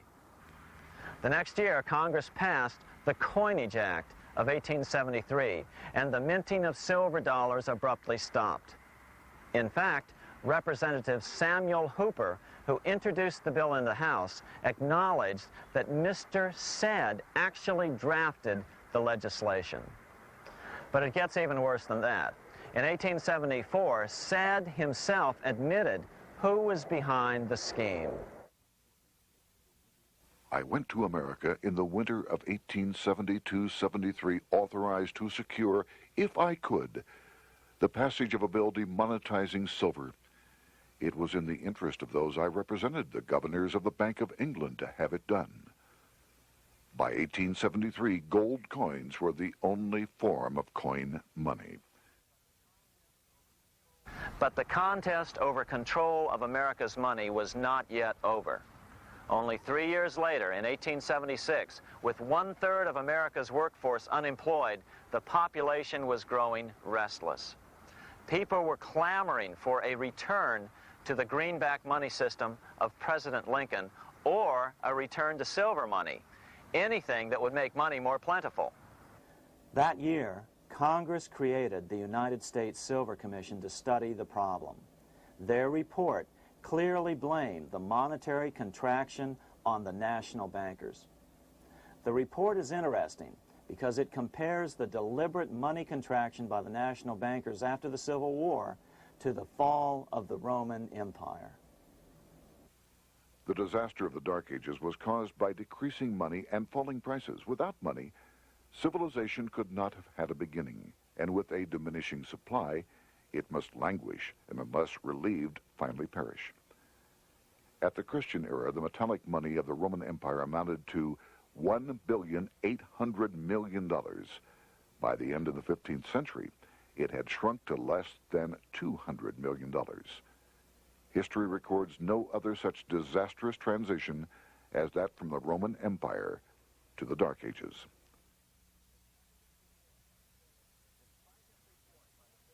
Despite this report by the Silver Commission, Congress took no action. The next year, 1877, riots broke out from Pittsburgh to Chicago. The torches of starving vandals lit up the sky. The bankers huddled to decide what to do. They decided to hang on. Now that they were back in control to a certain extent, they were not about to give it up. At the meeting of the American Bankers Association that year, they urged their membership to do everything in their power to put down the notion of a return to greenbacks. The ABA Secretary, James Buell, authored a letter to the members which blatantly called on the banks to subvert not only Congress, but the press. It is advisable to do all in your power to sustain such prominent daily and weekly newspapers, especially the agricultural and religious press, as will oppose the greenback issue of paper money, and that you will also withhold patronage from all applicants who are not willing to oppose the government issue of money. To repeal the act creating banknotes or to restore to circulation the government issue of money will be to provide the people with money and will therefore seriously affect our individual profits as bankers and lenders. See your congressman at once and engage him to support our interest that we may control legislation. As political pressure mounted in Congress for change, the press tried to turn the American people away from the truth. The New York Tribune put it this way on January 10th, 1878. "The capital of the country is organized at last, and we will see whether Congress will dare to fly in its face." But it didn't work entirely. On February 28, 1878, Congress passed the Sherman Law, allowing the minting of a limited number of silver dollars, ending the 5-year hiatus. This did not end gold backing of the currency, however, nor did it completely free silver. Previous to 1873, anyone who brought silver to the U.S. Mint could have it struck into silver dollars free of charge. No longer. But at least some money began to flow back into the economy again. With no further threat to their control, the bankers loosened up on loans, and the post-Civil War depression was finally ended. 3 years later, the American people elected Republican James Garfield president. Garfield understood how the economy was being manipulated. As a congressman, he had been chairman of the Appropriations Committee and was a member of Banking and Currency. After his inauguration, he slammed the money changers publicly in 1881. Whoever controls the volume of money in any country is absolute master of all industry and commerce. And when you realize that the entire system is very easily controlled, one way or another, by a few powerful men at the top, you will not have to be told how periods of inflation and depression originate. Unfortunately, within a few weeks of making this statement, on July 2nd of 1881, President Garfield was assassinated.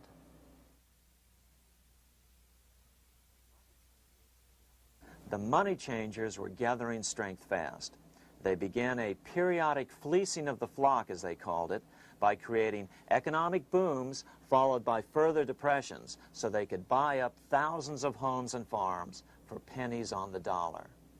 In 1891, the money changers prepared to take the American economy down again, and their methods and motives were laid out with shocking clarity in a memo sent out by the American Bankers Association, the ABA, an organization in which most bankers were members.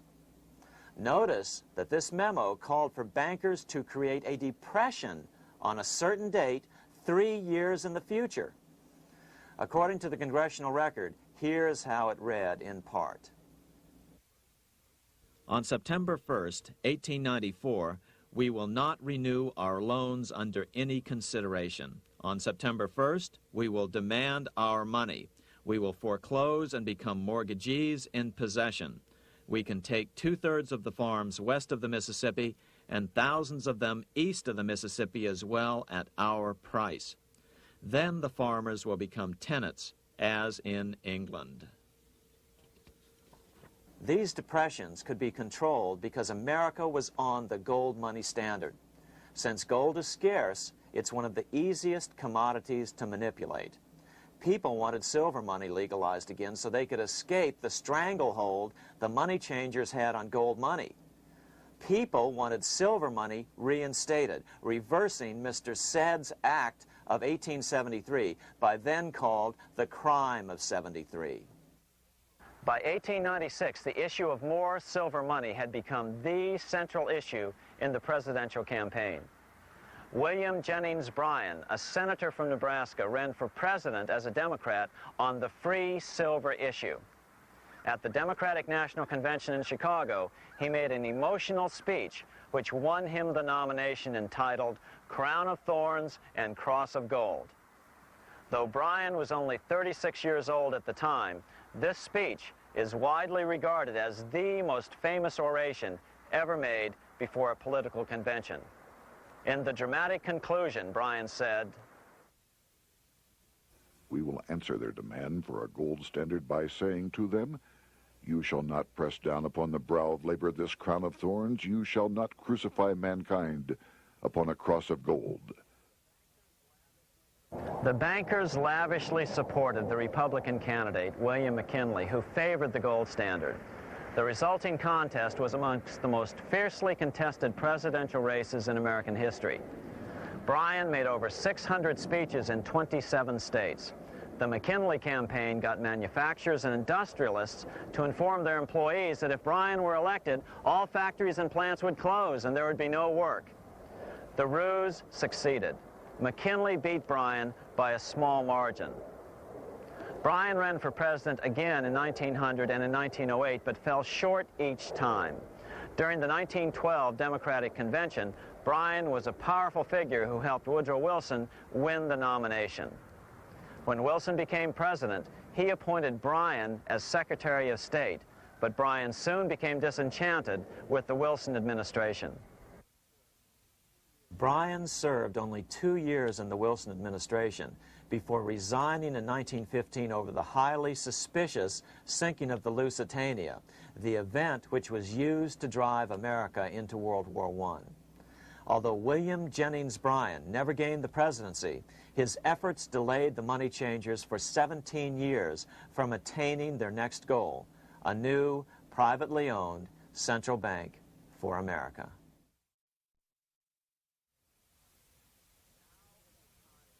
Now it was time for the money changers to get back to the business of a new private central bank for America. During the early 1900s, men like J.P. Morgan led the charge. One final panic would be necessary to focus the nation's attention on the supposed need for a central bank. The rationale was that only a central bank can prevent bank failures. Morgan was clearly the most powerful banker in America and a suspected agent for the Rothschilds. Morgan had helped finance John D. Rockefeller's Standard Oil empire. He had also helped finance the monopolies of Edward Harriman in railroads, of Andrew Carnegie in steel, and of others in numerous industries. But on top of that, J.P. Morgan's father, Junius Morgan, had been America's financial agent to the British. After his father's death, J.P. Morgan took on a British partner, Edward Grenfell, a longtime director of the Bank of England. In fact, upon Morgan's death, his estate contained only a few $1 million. The bulk of the securities most people thought he owned were, in fact, owned by others. In 1902, President Theodore Roosevelt allegedly went after Morgan and his friends by using the Sherman Antitrust Act to try to break up their industrial monopolies. Actually, Roosevelt did very little to interfere in the growing monopolization of American industry by the bankers and their surrogates.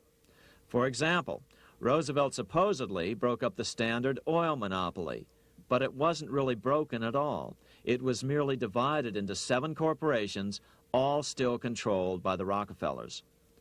The public was aware of this thanks to political cartoonists like Thomas Nast, who referred to the bankers as the money trust. By 1907, the year after Teddy Roosevelt's re-election, Morgan decided it was time to try for a central bank again. Using their combined financial muscle, Morgan and his friends were secretly able to crash the stock market. Thousands of small banks were vastly overextended. Some had reserves of less than 1% thanks to the fractional reserve principle. Within days, bank runs were commonplace across the nation. Now Morgan stepped into the public arena and offered to prop up the faltering American economy by supporting failing banks with money he manufactured out of nothing. It was an outrageous proposal, far worse than even fractional reserve banking, but Congress let him do it. Morgan manufactured $200 million worth of this completely reserveless private money and bought things with it, paid for services with it, and sent some of it to his branch banks to lend out at interest. His plan worked. Soon, the public regained confidence in money in general and quit hoarding their currency. But as a result, banking power was further consolidated into the hands of a few large banks. By 1908, the panic was over, and Morgan was hailed as a hero by the president of Princeton University, a man by the name of Woodrow Wilson. All this trouble could be averted if we appointed a committee of 6 or 7 public-spirited men like J.P. Morgan to handle the affairs of our country. Economics textbooks would later explain that the creation of the Federal Reserve System was the direct result of the Panic of 1907. Quote, "With its alarming epidemic of bank failures, the country was fed up once and for all with the anarchy of unstable private banking," close quote. But Minnesota Congressman Charles A. Lindbergh Sr., the father of the famous aviator Lucky Lindy, later explained that the Panic of 1907 was really just a scam. Those not favorable to the money trust could be squeezed out of business and the people frightened into demanding changes in the banking and currency laws which the money trust would frame. So, since the passage of the National Bank Act of 1863, the money changers had been able to create a series of booms and busts. The purpose was not only to fleece the American public of their property, but to later claim that the banking system was basically so unstable that it had to be consolidated into a central bank once again.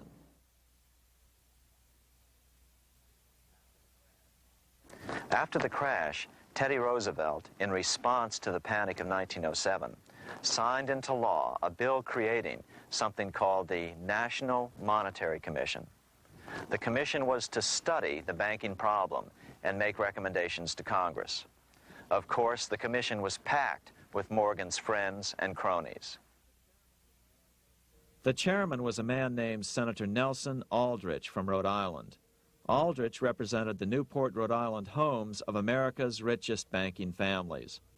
His daughter married John D. Rockefeller, Jr., and together they had 5 sons: John, Nelson, who would become vice president in 1974, Lawrence, Winthrop, and David, the head of the Council on Foreign Relations and former chairman of Chase Manhattan Bank.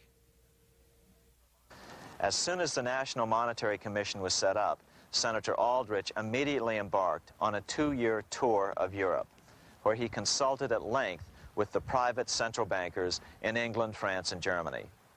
The total cost of his trip alone to the taxpayers was $300,000, an astronomical sum in those days. Shortly after his return, on the evening of November 22, 1910, some of the wealthiest and most powerful men in America boarded Senator Aldrich's private rail car and in the strictest secrecy journeyed to this place, Jekyll Island, off the coast of Georgia. With the group came Paul Warburg.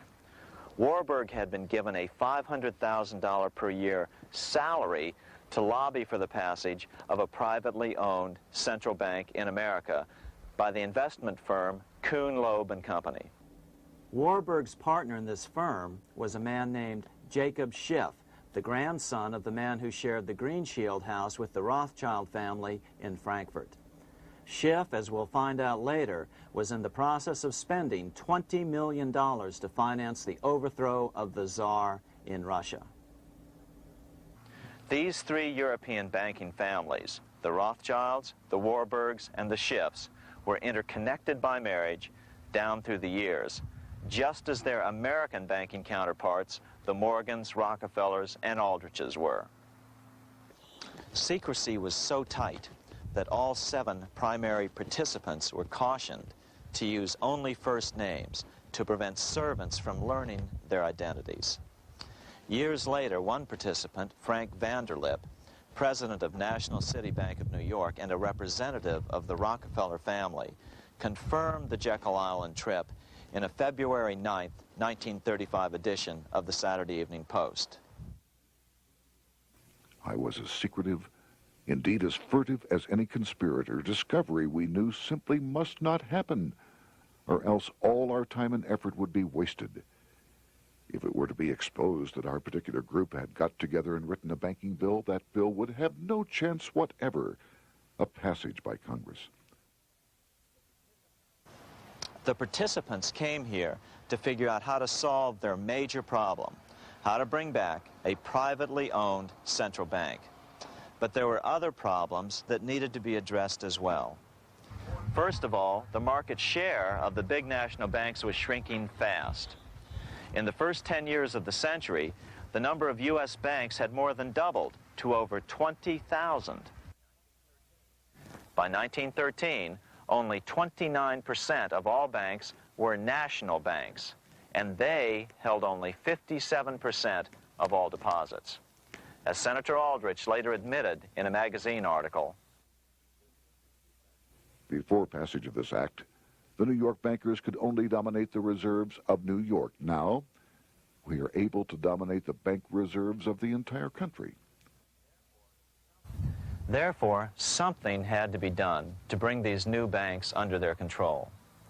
As John D. Rockefeller put it, quote, "Competition is sin," close quote. Secondly, the nation's economy was so strong that corporations were starting to finance their expansions out of profits instead of taking out huge loans from large banks. In the first 10 years of the new century, 70% of corporate funding came from profits. In other words, American industry was becoming independent of the money changers, and that trend had to be stopped. All the participants knew that these problems could be hammered out into a workable solution, but perhaps their biggest problem was a public relations problem, the name of the new bank. That discussion took place right here in this room, one of the many conference rooms in this sprawling hotel, today known as the Jekyll Island Club Hotel. Aldrich believed that the word bank should not even appear in the name. Warburg wanted to call the legislation the National Reserve Bill or the Federal Reserve Bill. The idea here was to give the impression that the purpose of the new central bank was to stop bank runs, but also to conceal its monopoly character. However, it was Aldrich, the egotistical politician, who insisted it be called the Aldrich Bill. After 9 days at Jekyll Island, the group dispersed. The new central bank would be very similar to the old Bank of the United States. It would be given a monopoly over U.S. currency and create that money out of nothing.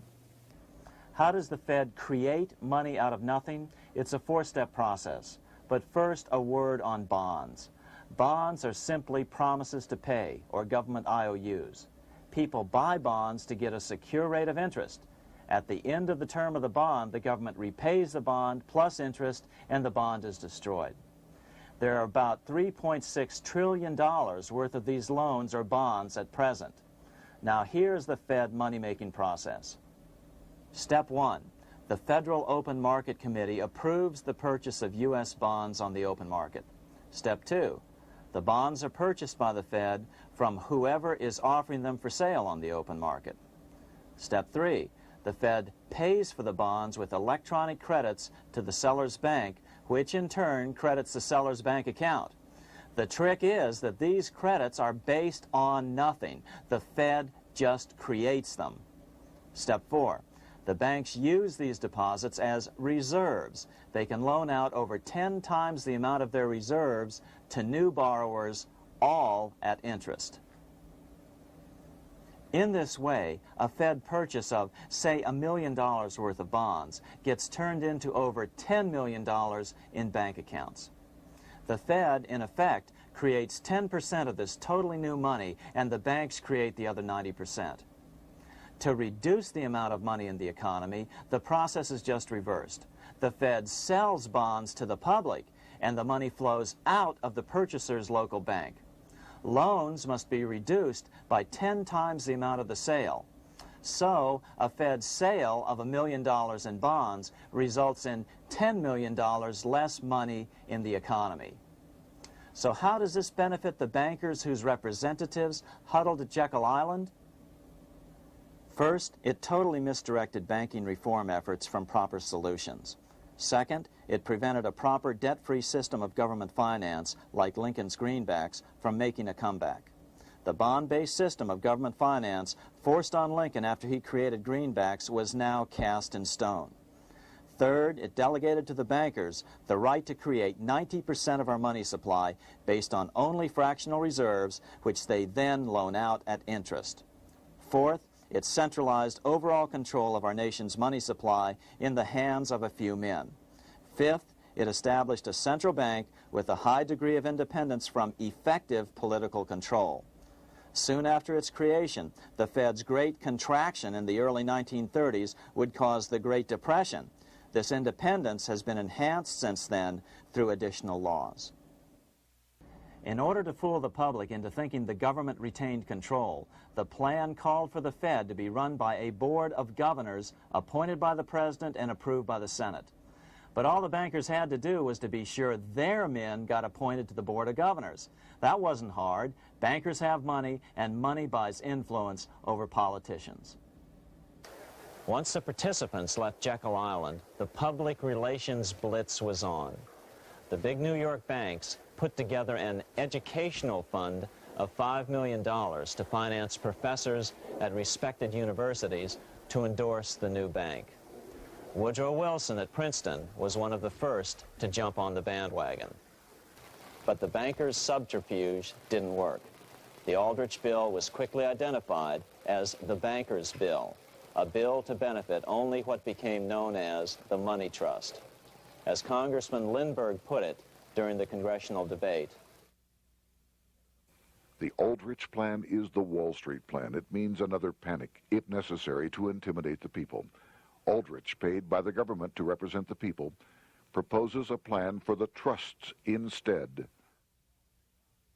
seeing they didn't have the votes to win in Congress, the Republican leadership never brought the Aldrich bill to a vote. The bankers quietly decided to move to track 2, the Democratic alternative. They began financing Woodrow Wilson as the Democratic nominee. As respected historian James Perloff put it, Wall Street financier Bernard Baruch was put in charge of Wilson's education. Baruch brought Wilson to the Democratic Party headquarters in New York in 1912, leading him like one would a poodle on a string. Wilson received an indoctrination course from the leaders convened there. So now the stage was set. The money changers were poised to install their privately owned central bank once again. The damage President Andrew Jackson had done 76 years earlier had been only partly repaired with the passage of the National Bank Act during the Civil War. Since then, the battle had raged on across the decades.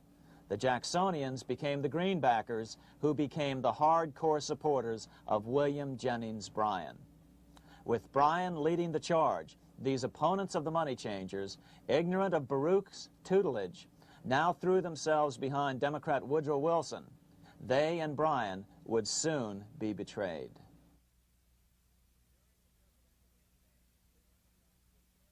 During the presidential campaign, the Democrats were careful to pretend to oppose the Aldrich bill. As Representative Lewis McFadden, himself a Democrat, as well as chairman of the House Banking and Currency Committee, explained it 20 years after the fact. The Aldrich bill was condemned in the platform. When Woodrow Wilson was nominated, the men who ruled the Democratic Party promised the people that if they were returned to power, there would be no central bank established here while they held the reins of government. 13 months later, that promise was broken, and the Wilson administration, under the tutelage of those sinister Wall Street figures who stood behind Colonel House, established here in our free country the worm-eaten, monarchical institution of the King's Bank, to control us from the top downward and to shackle us from the cradle to the grave. Once Wilson was elected, Morgan, Warburg, Baruch, and company advanced a new plan, which Warburg named the Federal Reserve System. The Democratic leadership hailed the new bill, called the Glass-Owen Bill, as something radically different from the Aldrich bill. But in fact, the bill was virtually identical in every important detail. In fact, so vehement were the Democratic denials of similarity that Paul Warburg, the father of both bills, had to step in to reassure his paid friends in Congress that the two bills were virtually identical. Brushing aside the external differences affecting the shells, we find the kernels of the two systems very closely resembling and related to one another. But that admission was for private consumption only. Publicly, the money trust trotted out Senator Aldrich and Frank Vanderlip, the president of Rockefeller's National City Bank of New York and one of the Jekyll Island Seven, to oppose the new Federal Reserve System. Years later, however, Vanderlip admitted in the Saturday Evening Post that the two measures were virtually identical. Although the Aldrich Federal Reserve Plan was defeated when it bore the name Aldrich, nevertheless, its essential points were all contained in the plan that finally was adopted. As Congress neared a vote, they called Ohio attorney Alfred Crozier to testify. Crozier noted the similarities between the Aldrich bill and the Glass-Owen bill. The bill grants just what Wall Street and the big banks for 25 years have been striving for: private instead of public control of currency. It, the Glass-Owen bill, does this as completely as the Aldrich bill. Both measures rob the government and the people of all effective control over the public's money and vest in the banks exclusively the dangerous power to make money among the people scarce or plenty. During the debate on the measure, senators complained that the big banks were using their financial muscle to influence the outcome. "There are bankers in this country who are enemies of the public welfare," said one senator. What an understatement. Despite the charges of deceit and corruption, the bill was finally snuck through the Senate on December 22, 1913, after most senators had left town for the holidays, after having been assured by the leadership that nothing would be done until long after the Christmas recess. On the day the bill was passed, Congressman Lindbergh prophetically warned his countrymen that this act establishes the most gigantic trust on earth. When the president signs this bill, the invisible government by the monetary power will be legalized. The people may not know it immediately, but the day of reckoning is only a few years removed. The worst legislative crime of the ages is perpetrated by this banking bill. On top of all this, only weeks earlier, Congress had finally passed a bill legalizing income tax. Why was the income tax law important? Because bankers finally had in place a system which would run up a virtually unlimited federal debt. How would the interest on this debt be repaid? Never mind the principal. Remember, a privately owned central bank creates the principal out of nothing. The federal government was small then. Up to then, it had subsisted merely on tariffs and excise taxes. No, just as with the Bank of England, the interest payments had to be guaranteed by direct taxation of the people. The money changers knew that if they had to rely on contributions from the states, eventually the individual state legislatures would revolt and either refuse to pay the interest on their own money or at least bring political pressure to bear to keep the debt small. It is interesting to note that in 1895, the Supreme Court had found a similar income tax law to be unconstitutional. The Supreme Court even found a corporate income tax law unconstitutional in 1909. As a result, Senator Aldrich hustled a bill for a constitutional amendment allowing income tax through the Congress. The proposed 16th Amendment to the Constitution was then sent to the state legislatures for approval. But some critics claim that the 16th Amendment was never ratified by the necessary 3/4 of the states. In other words, the 16th Amendment may not be legal. But the money changers were in no mood to debate the fine points. By October of 1913, Senator Aldrich had hustled the income tax bill through Congress. Without the power to tax the people directly and bypass the states, the Federal Reserve Bill would be far less useful to those who wanted to drive America deeply into their debt. A year after the passage of the Federal Reserve Bill, Congressman Lindbergh explained how the Fed created what we have come to call the business cycle and how they use it to their advantage. To cause high prices, all the Federal Reserve Board will do will be to lower the rediscount rate, producing an expansion of credit and a rising stock market. Then, when businessmen are adjusted to these conditions, it can check prosperity in mid-career by arbitrarily raising the rate of interest. It can cause the pendulum of a rising and falling market to swing gently back and forth by slight changes in the discount rate, or cause violent fluctuations by a greater rate variation. And in either case, it will possess inside information as to financial conditions and advanced knowledge of the coming change, either up or down. This is the strangest, most dangerous advantage ever placed in the hands of a special privileged class by any government that ever existed. The system is private, conducted for the sole purpose of obtaining the greatest possible profits from the use of other people's money. They know in advance when to create panics to their advantage.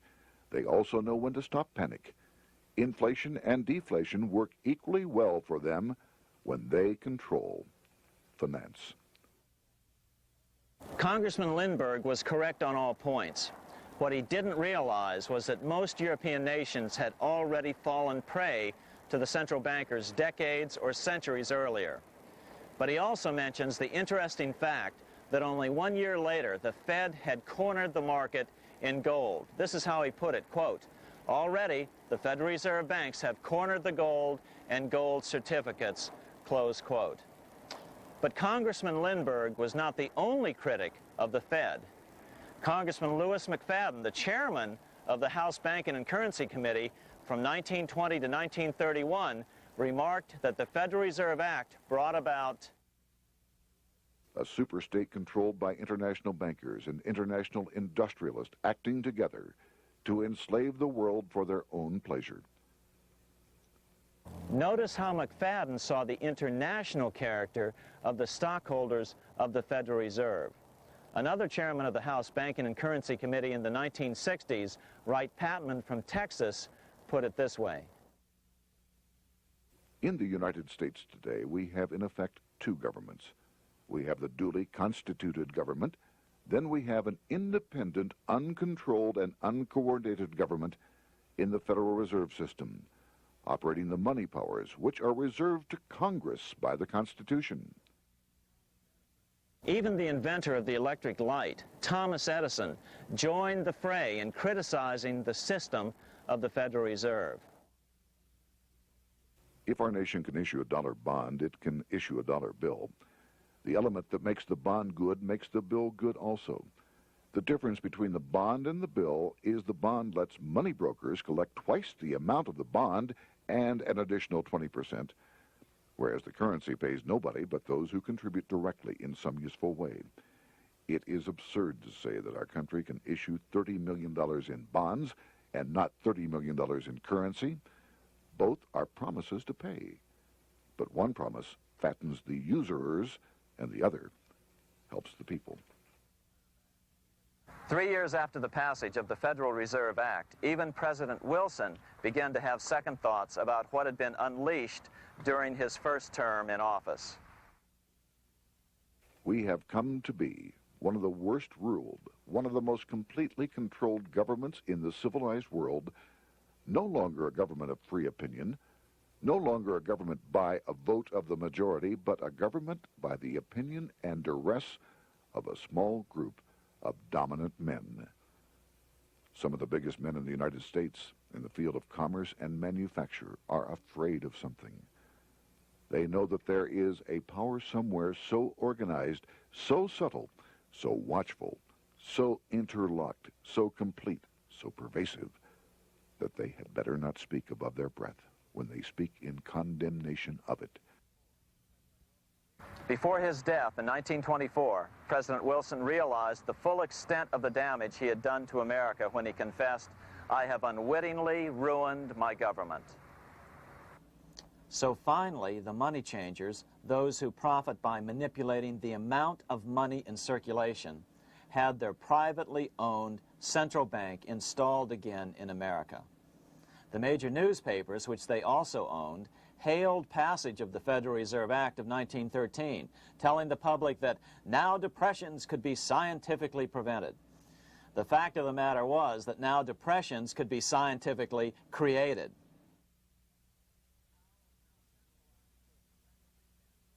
Power was now centralized to a tremendous extent. Now it was time for a war, a really big war. In fact, the First World War. Of course, to the central bankers, the political issues of war don't matter nearly as much as the profit potential, and nothing creates debts like warfare. England was the best example at that time. During the 119-year period between the founding of the Bank of England and Napoleon's defeat at Waterloo, England had been at war for 56 years, and much of the remaining time she'd been preparing for war.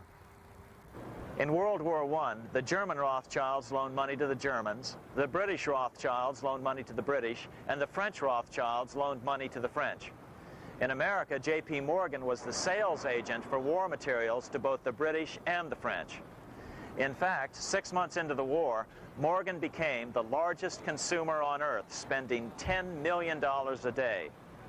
His offices here at 23 Wall Street were mobbed by brokers and salesmen trying to cut a deal.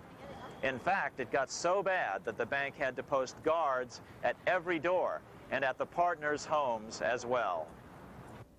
Many other New York bankers made out as well from the war. President Wilson appointed Bernard Baruch to head the War Industries Board. According to historian James Perloff, both Baruch and the Rockefellers profited by some $200 million during the war. But profits were not the only motive. There was also revenge. The money changers never forgave the czars for their support of Lincoln during the Civil War. Also, Russia was the last major European nation to refuse to give in to the privately owned central bank scheme. 3 years after World War I broke out, the Russian Revolution toppled the Tsar and installed the scourge of communism. Jacob Schiff of Kuhn Loeb and Company bragged from his deathbed that he had spent $20 million towards the defeat of the Tsar. Money was funneled from England to support the revolution as well. Why would some of the richest men in the world financially back communism, the system that was openly vowing to destroy the so-called capitalism that made them wealthy? Researcher Gary Allen explained it this way.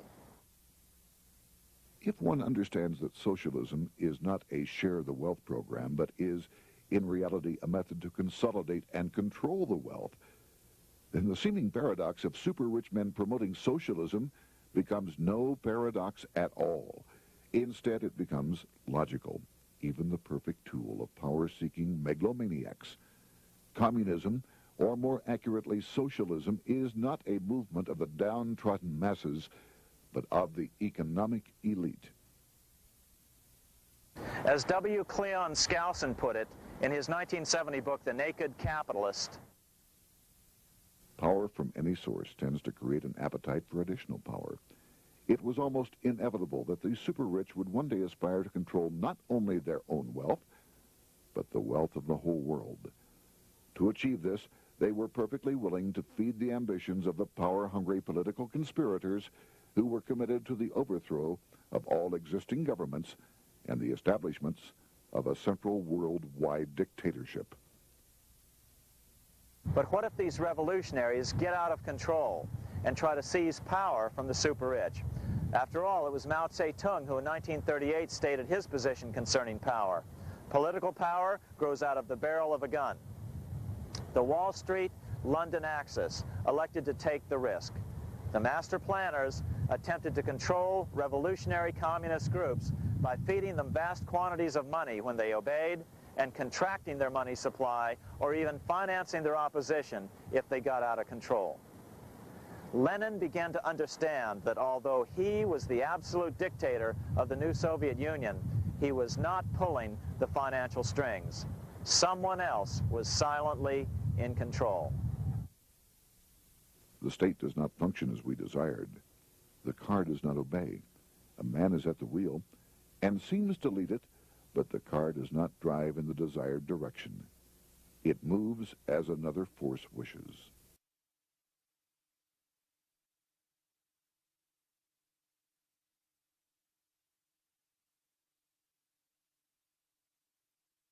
Who is behind it?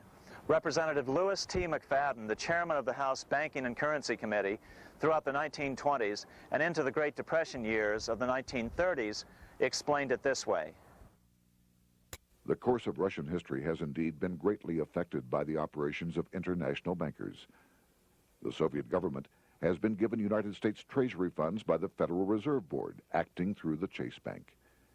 England has drawn money from us through the Federal Reserve banks and has relent it at high rates of interest to the Soviet government. The Dnipro Dam was built with funds unlawfully taken from the United States Treasury by the corrupt and dishonest Federal Reserve Board and the Federal Reserve banks. In other words, the Fed and the Bank of England, at the behest of the international bankers who controlled them, were creating a monster, one which would fuel 7 decades of unprecedented communist revolution, warfare, and most importantly, debt.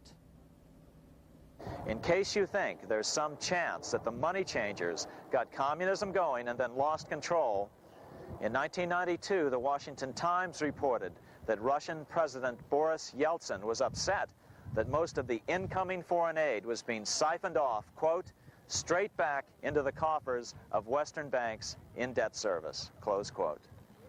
No one in his right mind would claim that a war as large as World War I had a single cause. Wars are complex things with many causative factors. But on the other hand, it would also be equally foolish to ignore as a prime cause of World War I those who would profit the most from the war. The role of the money changers is no wild conspiracy theory. They had a motive, a short-ranged, self-serving motive, as well as a long-range political motive of advancing totalitarian governments, with the money changers maintaining the financial clout to control whatever politician might emerge as the leader. Next, we'll see what the money changers' ultimate political goal is for the world.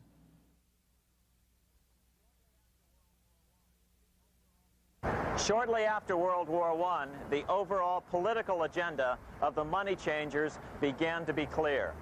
Now that they controlled national economies individually, the next step was the ultimate form of consolidation, world government. The new world government proposal was given top priority at the Paris Peace Conference after World War I. It was called the League of Nations, but much to the surprise of Paul Warburg and Bernard Baruch, who attended the peace conference with President Wilson, the world was not yet ready to dissolve national boundaries. Nationalism still beats strong in the human breast. For example, Lord Curzon, the British Foreign Secretary, called the League of Nations a good joke, even though it was the stated policy of the British government to support it. To the humiliation of President Wilson, the U.S. Congress wouldn't ratify the League either, despite the fact that it had been ratified by many other nations. Without money flowing from the U.S. Treasury, the League died. After World War I, the American public had grown tired of the internationalist policies of Democrat Woodrow Wilson.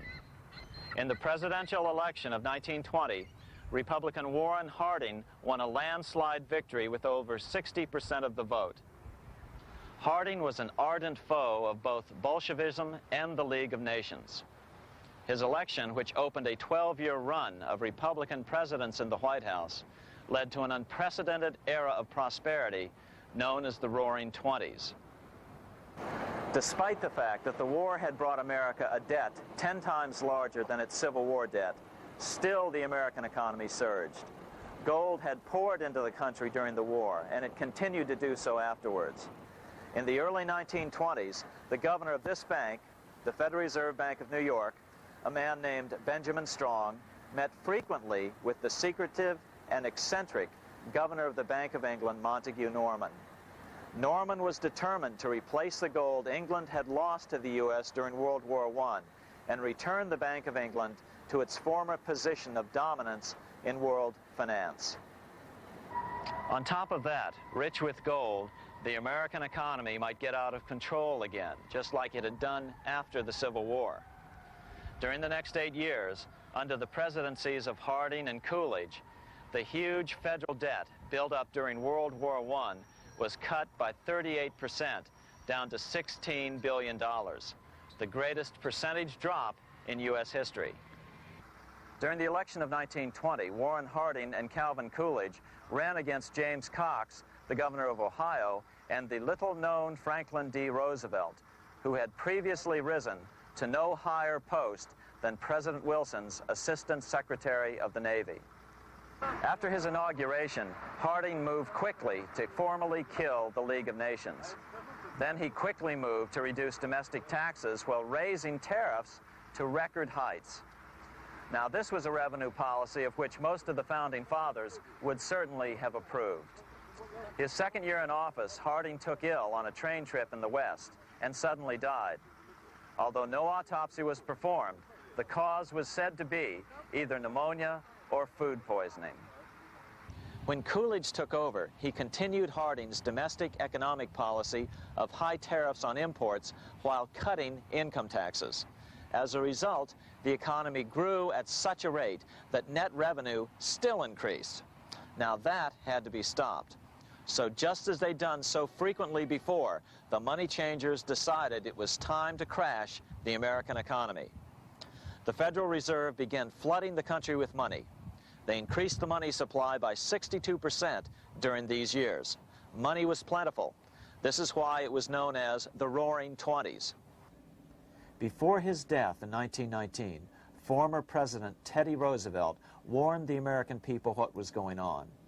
As reported in the March 27, 1922 edition of the New York Times, Roosevelt said, "These international bankers and Rockefeller Standard Oil interests control the majority of newspapers and the columns of these papers to club into submission or drive out of public office officials who refuse to do the bidding of the powerful, corrupt cliques which compose the invisible government." Just one day before, in the New York Times, the mayor of New York, John Hylan, quoted Roosevelt and blasted those he saw as taking control of America, its political machinery, and its press. The warning of Theodore Roosevelt has much timeliness today, for the real menace of our republic is this invisible government which, like a giant octopus, sprawls its slimy length over city, state, and nation. It seizes in its long and powerful tentacles our executive officers, our legislative bodies, our schools, our courts, our newspapers, and every agency created for the public protection. To depart from mere generalizations, let me say that at the head of this octopus are the Rockefeller Standard Oil interest and a small group of powerful banking houses generally referred to as the international bankers. The little coterie of powerful international bankers virtually run the United States government for their own selfish purposes. They practically control both parties, write political platforms, make cat's paws of party leaders, use the leading men of private organizations, and resort to every device to place in nomination for high public office only such candidates as will be amenable to the dictates of corrupt big business. These international bankers and Rockefeller Standard Oil interests control the majority of newspapers and magazines in this country. Why didn't people listen to such strong warnings and demand that Congress reverse its 1913 passage of the Federal Reserve Act? Because remember, it was the 1920s. A steady increase in bank loans contributed to a rising market. In other words, just as it is today, in times of prosperity, no one wants to worry about economic issues. But there was a dark side to all this prosperity. Businesses expanded and became strung out on credit. Speculation in the booming stock market became rampant. Although everything looked rosy, it was a castle made of sand. When all was in readiness, in April of 1929, Paul Warburg, the father of the Federal Reserve, sent out a secret advisory warning his friends that a collapse and nationwide depression was certain. In August of 1929, the Fed began to tighten money. It is not a coincidence that the biographies of all the Wall Street giants of that era, John D. Rockefeller, J.P. Morgan, Bernard Baruch, etc., all marvel that they got out of the stock market just before the crash and put all their assets in cash or gold. On October 24th, 1929, the big New York bankers called in their 24-hour broker call loans. This meant that both stockbrokers and customers had to dump their stocks on the market to cover their loans, no matter what price they had to sell them for. As a result, the market tumbled, and that day was known as Black Thursday. According to John Kenneth Galbraith, writing in The Great Crash, 1929, at the height of the selling frenzy, Bernard Baruch brought Winston Churchill into the visitors' gallery of the New York Stock Exchange here to witness the panic and impress him with his power over the wild events down on the floor. Congressman Louis McFadden, chairman of the House Committee on Banking and Currency from 1920 to 1931, knew who to blame. He accused the Fed and the international bankers of orchestrating the crash. It was not accidental. It was a carefully contrived occurrence. The international bankers sought to bring about a condition of despair here so that they might emerge as rulers of us all. But McFadden went even farther. He openly accused them of causing the crash in order to steal America's gold. In February 1931, in the midst of the Depression, he put it this way.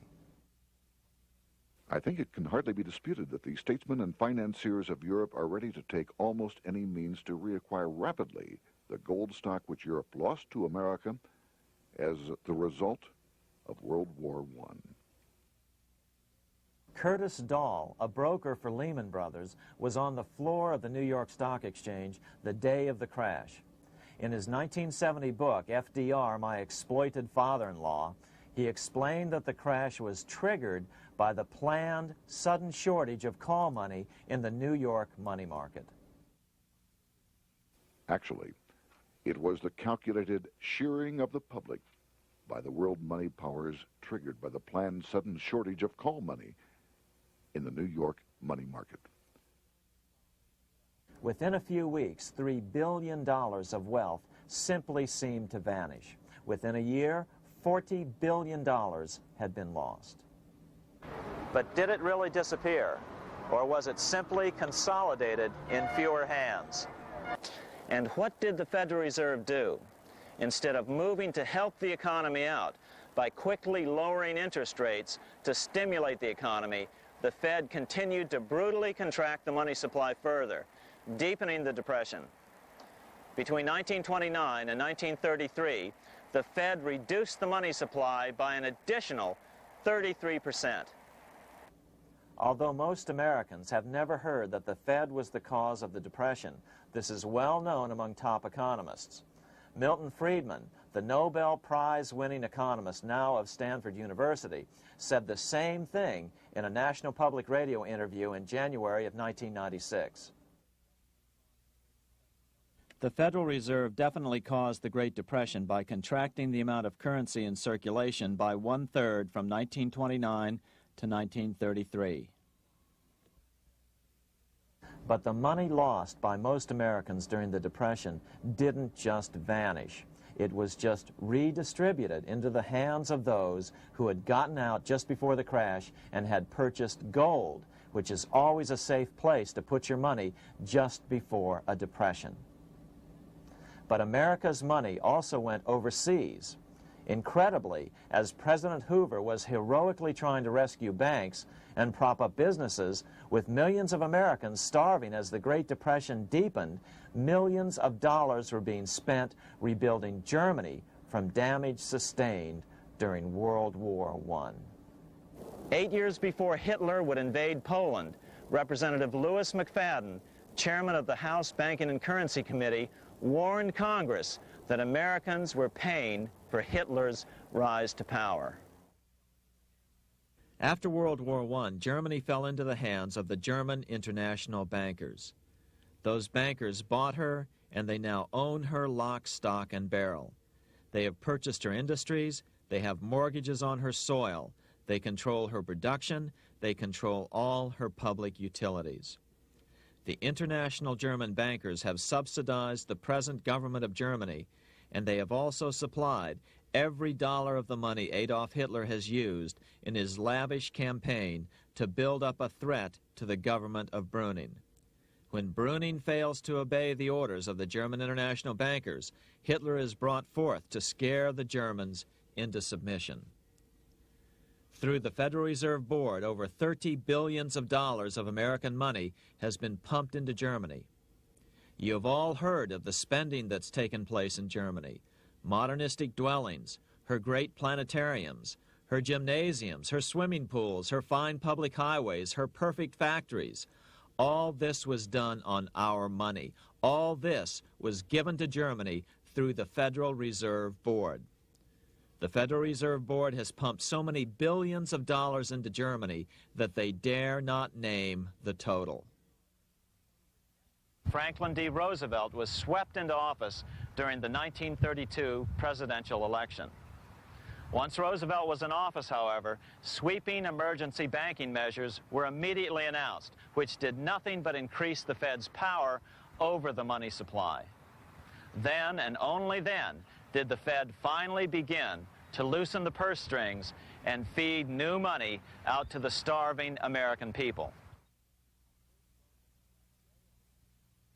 At first, Roosevelt railed against the money changers as being the cause of the Depression. Believe it or not, this is what he said on March 4th, 1933, in his inaugural address. Practices of the unscrupulous money changers stand indicted in the court of public opinion, rejected by the hearts and minds of men. The money changers have fled from their high seats in the temple of our civilization. But 2 days later, Roosevelt declared a bank holiday and closed all banks. Later that year, Roosevelt outlawed private ownership of all gold bullion and all gold coins with the exception of rare coins.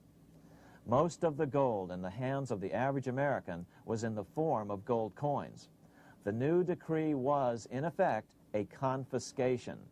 Those who didn't comply risk as much as 10 years in prison and a $10,000 fine, the equivalent of $100,000 today. Out in small-town America, some people didn't trust Roosevelt's order. Many were torn between keeping their hard-earned wealth or obeying the government.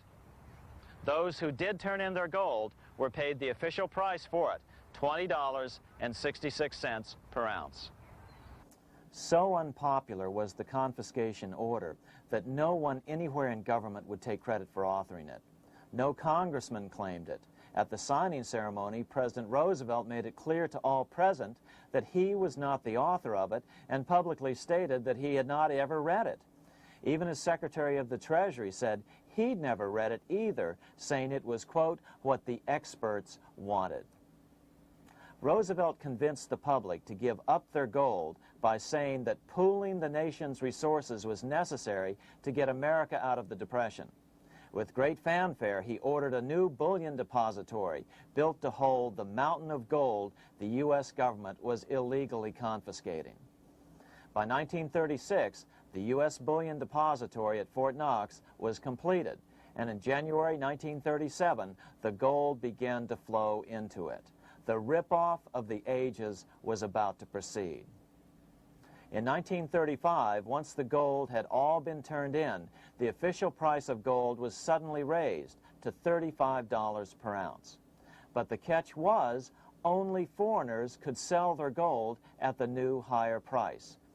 The money changers who had heeded Warburg's note and gotten out of the stock market just before the crash and bought gold at $20.66 per ounce, then shipped it to London, could now bring it back and sell it back to the government, nearly doubling their money while the average American starved.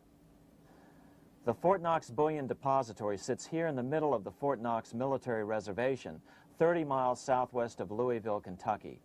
This was as close as we were permitted to get to the depository despite years of letters from members of Congress to allow our film crew inside. The 4-acre grounds immediately surrounding the building are guarded by an electrified steel fence, an open moat, and 4 machine gun-armed guard pillboxes at the structure's corners. When the gold began arriving on January 13, 1937, there was unprecedented security.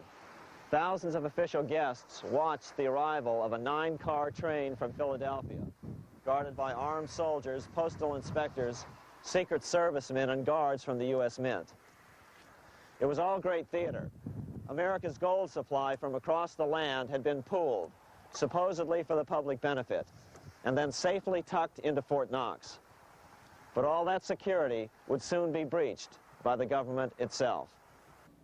Now the stage was set for a really big war, one which would pile up debt far beyond that of World War I. For example, in 1944 alone, the U.S. national income was only $183 billion, yet $103 billion was spent on the war. This was 30 times the spending rate during World War I. In fact, the American taxpayer picked up 55% of the total Allied cost of the war. But equally important, virtually every nation involved in World War II greatly multiplied their debt. In the U.S., for example, federal debt went from $43 billion in 1940 up to $257 billion in 1950, an increase of 598%. Between 1940 and 1950, Japanese debt swelled 1,348%. French debt grew 583%, and Canadian debt soared 417%. After the war, the world was now divided into 2 economic camps: communist command economies on the one hand versus monopoly capitalists on the other, set to fight it out in one perpetual and highly profitable arms race. It was finally time for the central bankers to embark in earnest on their 3-step plan to centralize the economic systems of the entire world and finally bring about their global government or New World Order. The phases of this plan were: Step 1, central bank domination of national economies worldwide. Step 2, centralized regional economies through organizations such as the European Monetary Union and regional trade unions such as NAFTA. Step 3, centralize the world economy through a world central bank, a world money, and ending national independence through abolition of all tariffs by treaties like GATT. Step 1 was completed long ago. Steps 2 and 3 are far advanced, nearing completion. What about gold? Among central banks, the largest holder of gold is now the IMF. It and central banks now control 2/3 of the world's gold supply, giving them the ability to manipulate the gold market. Remember the money changer's golden rule: he who has the gold makes the rules. But before we get into solutions to our problem, let's take a look at what happened to all that gold in Fort Knox. Because if we don't understand that the gold has been stolen, we'll allow ourselves to be stampeded into the wrong solution, a gold-backed currency. Most Americans still believe that the gold is still here at Fort Knox. At the end of World War II, Fort Knox contained over 700 million ounces of gold, an incredible 70% of all the gold in the world. How much remains? No one knows. Despite the fact that federal law requires an annual physical audit of Fort Knox gold, the Treasury has consistently refused to conduct one. The truth is that a reliable audit of whatever remains here has not been conducted since President Eisenhower ordered one in 1953. Where did America's gold in Fort Knox go? Over the years, it was sold off to European money changers at the $35 per ounce price. Remember, this was during a time when it was illegal for Americans to buy any of their own gold from Fort Knox. In fact, there was a very infamous case where the Firestone family set up a string of dummy corporations to purchase Fort Knox gold and keep it in Switzerland, never hitting U.S. shores. They were eventually caught, however, and successfully prosecuted. Finally, by 1971, all the pure gold had been secretly removed from Fort Knox, drained back to London. Once the gold was gone from Fort Knox, President Nixon closed the gold window by repealing Roosevelt's Gold Reserve Act of 1934, finally making it legal once again for Americans to buy gold. Naturally, gold prices immediately began to soar. 9 years later, gold sold for $880 per ounce, 25 times what the gold in Fort Knox was sold for. One would think that eventually someone in the government would get wind of what was happening and blow the whistle. The largest fortune in the history of the world stolen. Shades of the old James Bond film, Goldfinger. Well, as a matter of fact, Ian Fleming, the author of the James Bond series, was head of the British counterintelligence service, MI5. Some believe in the intelligence community that he wrote much of his fiction as a warning, as many authors of fiction do. If the removal of all the good delivery gold from Fort Knox can be viewed as a deliberate raid on the U.S. Treasury, then such an operation might well have been years in the making, namely 40 years. Certainly enough time for Fleming to get wind of it and try to prevent it. So just how did the story of the Fort Knox gold robbery get out? It all started with an article in a New York periodical in 1974. The article charged that the Rockefeller family was manipulating the Federal Reserve to sell off Fort Knox gold at bargain basement prices to anonymous European speculators. 3 days later, the anonymous source of the story, Louise Auchincloss Boyer, mysteriously fell to her death from the window of her 10th floor apartment in New York. How would Mrs. Boyer have known of the Rockefeller connection to the Fort Knox gold heist? She was the longtime secretary of Nelson Rockefeller. For the next 14 years, this man, Ed Durrell, a wealthy Ohio industrialist, devoted himself to a quest for the truth concerning the Fort Knox gold. He wrote thousands of letters to over 1,000 government and banking officials, trying to find out how much gold was really left and where the rest of it had gone. Edith Roosevelt, the granddaughter of President Teddy Roosevelt, questioned the actions of the government in a March 1975 edition of the New Hampshire Sunday News. Allegations of missing gold from our Fort Knox vaults are being widely discussed in European financial circles. But what is puzzling is that the administration is not hastening to demonstrate conclusively that there is no cause for concern over our gold treasure, if indeed it is in a position to do so. Unfortunately, Ed Durrell never did accomplish his primary goal, a full audit of the gold reserves in Fort Knox. It's incredible that the world's greatest treasure has had little accounting or auditing. This gold belonged to the American people, not the Federal Reserve and their foreign owners. One thing is certain, the government could blow all of this speculation away in a few days with a well-publicized audit under the searing lights of media cameras. It has chosen not to do so.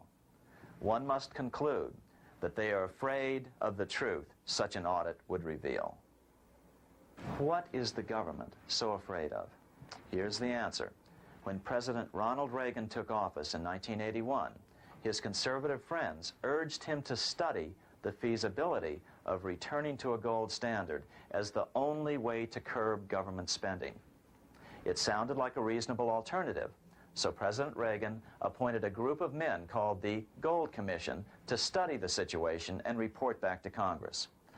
What Reagan's Gold Commission reported back to Congress in 1982 was the following shocking revelation concerning gold. The U.S. Treasury owned no gold at all. All the gold that was left in Fort Knox was now owned by the Federal Reserve, a group of private bankers, as collateral against the national debt. The truth of the matter is that never before has so much money been stolen from the hands of the general public and put into the hands of a small group of private investors, the money changers.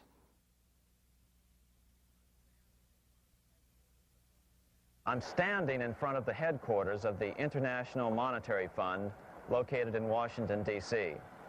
Across the street, right over there, is the headquarters of the World Bank.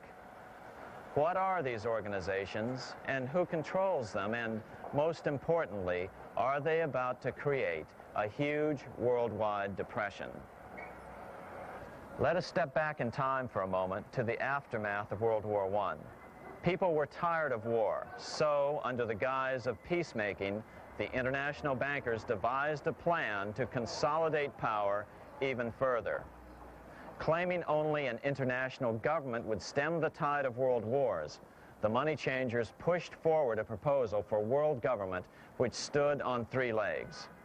A world central bank to be called the Bank of International Settlements, a world judiciary to be called the World Court located in The Hague, the Netherlands, and a world executive and legislature to be called the League of Nations. As President Clinton's mentor, Georgetown historian Carroll Quigley wrote in his 1966 book, Tragedy and Hope, the powers of financial capitalism had a far-reaching plan, nothing less than to create a world system of financial control in private hands, able to dominate the political system of each country and the economy of the world as a whole. This system was to be controlled in a feudalistic fashion by the central banks of the world, acting in concert by secret agreements arrived at in frequent meetings and conferences. The apex of the system was to be the Bank for International Settlements in Bâle, Switzerland, a private bank owned and controlled by the world central banks, which were themselves private corporations. Each central bank sought to dominate its government by its ability to control treasury loans, to manipulate foreign exchanges, to influence the level of economic activity in the country, and to influence cooperative politicians by subsequent economic rewards in the business world.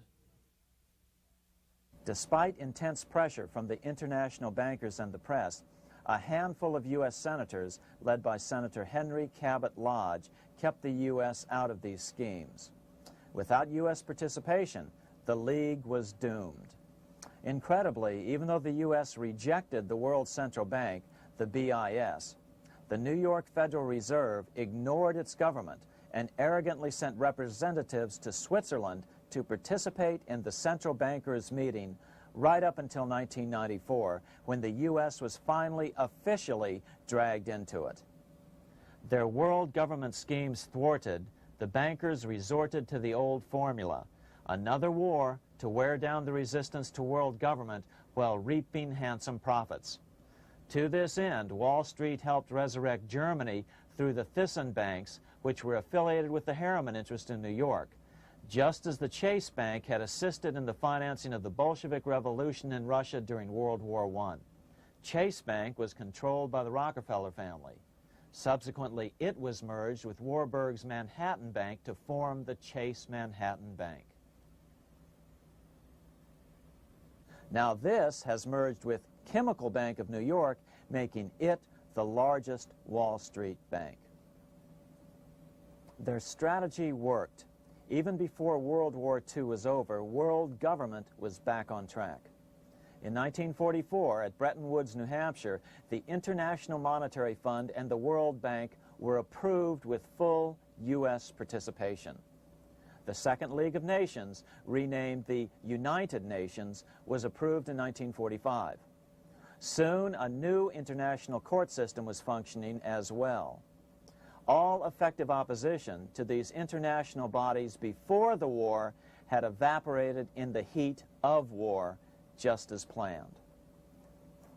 These new organizations simply repeated on a world scale what the National Banking Act of 1864 and the Federal Reserve Act of 1913 had established in the U.S. They created a banking cartel composed of the world's central banks, which gradually assumed the power to dictate credit policies to the banks of all the nations. For example, just as the Federal Reserve Act authorized the creation of a new national fiat currency called Federal Reserve Notes, the IMF has been given the authority to issue a world fiat money called Special Drawing Rights, or SDRs. To date, the IMF has created in excess of $30 billion worth of SDRs. Member nations are being pressured to make their currencies fully exchangeable for SDRs. In 1968, Congress approved laws authorizing the Fed to accept SDRs as reserves in the U.S. and to issue Federal Reserve notes in exchange for SDRs. What does that mean? It means that in the U.S., SDRs are already a part of our lawful money. And what about gold? SDRs are already partially backed by gold. And with 2/3 of world gold now in the hands of central banks, the money changers can go about structuring the world's economic future in whichever way they deem most profitable. Keep in mind, just as the Fed is controlled by its Board of Governors, the IMF is controlled by its Board of Governors, which are either the heads of the different central banks or the heads of the various national treasury departments dominated by their central banks. Voting power in the IMF gives the U.S. and the U.K., that is to say the Fed and the Bank of England, effective control. Just as the Fed controls the amount of money in the U.S., the BIS, IMF, and World Bank control the money supply for the world. So we see the repetition of the old goldsmith's fraud replicated on the national scale with central banks like the Fed and on the international scale by the three arms of the world central bank. Is this organization of the BIS, the IMF, and the World Bank, which we refer to collectively as the World Central Bank, presently expanding and contracting world credit? Yes. Regulations put into effect in 1988 by the BIS required the world's bankers to raise their capital and reserves to 8% of liabilities by 1992. Increased capital requirements put an upper limit to the fractional reserve lending, similar to the way cash reserve requirements do. What has this seemingly insignificant regulation made in a Swiss city 8 years ago meant to the world? It means our banks cannot loan more and more money to buy more and more time before the next depression, as a maximum loan ratio is now set. It means those nations with the lowest bank reserves in their systems have already felt the terrible effects of this credit contraction as their banks scrambled to raise money to increase their reserves to 8%. To raise the money, they had to sell stocks, which depressed their stock markets and began the depression first in their countries. Japan, which in 1988 had among the lowest capital and reserve requirements, and thus was the most affected by the regulation, has experienced a financial crash which began almost immediately in 1989, which has wiped out a staggering 50% of the value of its stock market since 1990 and 60% of the value of its commercial real estate. The Bank of Japan has lowered its interest rates to 0.5%, practically giving away money to resurrect the economy, but still the depression worsens. Due to the $20 billion U.S. bailout of Mexico, the financial collapse in that nation is already known here. Yet despite the bailout, the economy continues to be a disaster. One huge debt after another is rolled over as new loans are being made simply to enable Mexico to pay the interest on the old loans. In the south of Mexico, the poor have been in open revolt as every spare peso is being siphoned out of the country to make interest payments. It is important to note that a radical transfer of power is taking place as nations become subservient to a supranational world central bank controlled by a handful of the world's richest bankers. As the IMF creates more and more SDRs by the stroke of a pen on IMF ledgers, more and more nations borrow them to pay interest on their mounting debts and gradually fall under the control of the faceless bureaucrats of the World Central Bank. As the worldwide depression worsens and spreads, this will give the World Central Bank the power of economic life and death over these nations. It will decide which nations will be permitted to receive further loans and which nations will starve. Despite all the rhetoric about development and the alleviation of poverty, the result is a steady transfer of wealth from the debtor nations to the money changers' central banks which control the IMF and the World Bank. For example, in 1992, the third world debtor nations, which borrowed from the World Bank, paid $198 million more to the central banks of the developed nations for World Bank-funded purposes than they received from the World Bank. All this increases their permanent debt in exchange for temporary relief of poverty caused by prior borrowings. Already, these repayments exceed the amount of the new loans. By 1992, Africa's external debt had reached $290 billion, 2.5 times greater than in 1980, resulting in skyrocketing infant mortality rates and unemployment, deterioration of schools, housing, and the general health of the people. The entire world faces the immeasurable suffering already destroying the third world and now Japan, all for the benefit of the money changers. As one prominent Brazilian politician put it, "The Third World War has already started. It is a silent war, not for that reason any less sinister. The war is tearing down Brazil, Latin America, and practically all the Third World. Instead of soldiers dying, there are children. It is a war over the Third World debt, one which has as its main weapon interest, a weapon more deadly than the atom bomb, more shattering than a laser beam."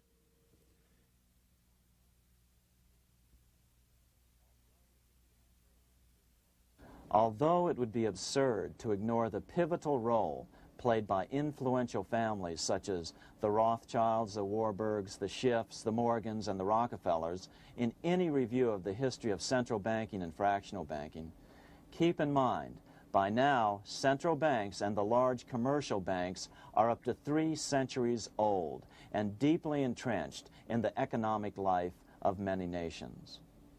These banks are no longer dependent on clever individuals such as a Nathan Rothschild.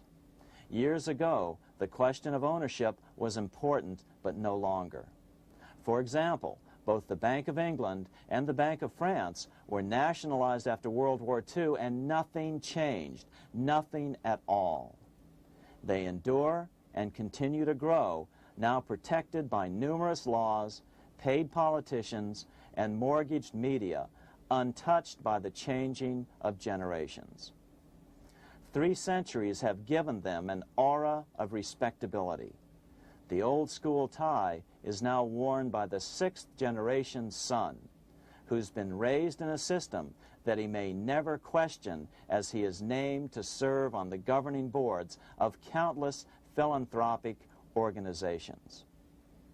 To focus attention today on individuals or families, or to attempt to sort out the current holders of power, serves little useful purpose and would be a distraction from the cure. The problem is far bigger than that. It is the corrupt banking system that was and is being used to consolidate vast wealth into fewer and fewer hands that is our current economic problem. Change the names of the main players now, and the problem will neither go away nor even miss a beat. Likewise, among the hordes of bureaucrats working in the World Bank, central banks, and international banks, only a tiny fraction have any idea of what's really going on. No doubt they'd be horrified to learn that their work is contributing to the terrible impoverishment and gradual enslavement of mankind to a few incredibly rich plutocrats. So really, there's no use in emphasizing the role of individuals anymore. And the problem even transcends the normal spectrum of political right and left. Both communism and socialism, as well as monopoly capitalism, have been used by the money changers. Today, they profit from either side of the new political spectrum. The big government, welfare state on the so-called left wing versus the neoconservative, laissez-faire capitalists who want big government totally out of their lives on the right wing. Either way, the bankers win. Monetary reform is the most important political issue facing this nation. That clarified, let's proceed to the conclusions in the spirit Lincoln declared, with malice towards none, with charity towards all. At the start of this video, we ask a number of troubling questions. Let's be sure we've answered them. What's going on in America today? Why are we over our heads in debt? Why can't the politicians bring debt under control? Why are we over our heads in debt? Because we're laboring under a debt money system that is designed and controlled by private bankers. Now, some will argue that the Federal Reserve System is a quasi-governmental agency. But the President appoints only 2 of the 7 members of the Federal Reserve Board of Governors every 4 years. And he appoints them to 14-year terms, far longer than his own. The Senate does confirm those appointments, but the whole truth is that the President wouldn't dare appoint anyone to that board of whom Wall Street does not approve. Of course, this does not preclude the possibility that some honorable men may be appointed to the Board of Governors. But the fact is that the Fed is specifically designed to operate independently of our government, as are nearly all other central banks. Some argue that the Fed promotes monetary stability. We saw the current head of the Bank of England, Eddie George, claim that this was the most important role of a central bank. In fact, the Fed's record of stabilizing the economy shows it to be a miserable failure in this regard. Within the first 25 years of its existence, the Fed caused 3 major economic downturns, including the Great Depression, and for the last 30 years has shepherded the American economy into a period of unprecedented inflation. Again, this is not some wild conspiracy theory. It's a well-known fact among top economists. As Nobel Prize-winning economist Milton Friedman put it, the stock of money, prices, and output was decidedly more unstable after the establishment of the Federal Reserve System than before. The most dramatic period of instability in output was, of course, the period between the 2 wars, which includes the severe monetary contractions of 1920-21, 1929-33, and 1937-38. No other 20-year period in American history contains as many as 3 such severe contractions.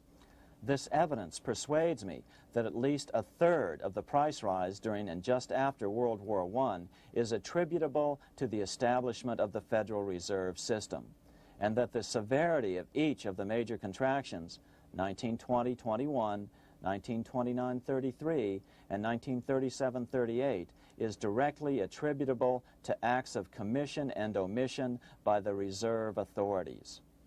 Any system which gives so much power and so much discretion to a few men so that mistakes, excusable or not, can have such far-reaching effects is a bad system.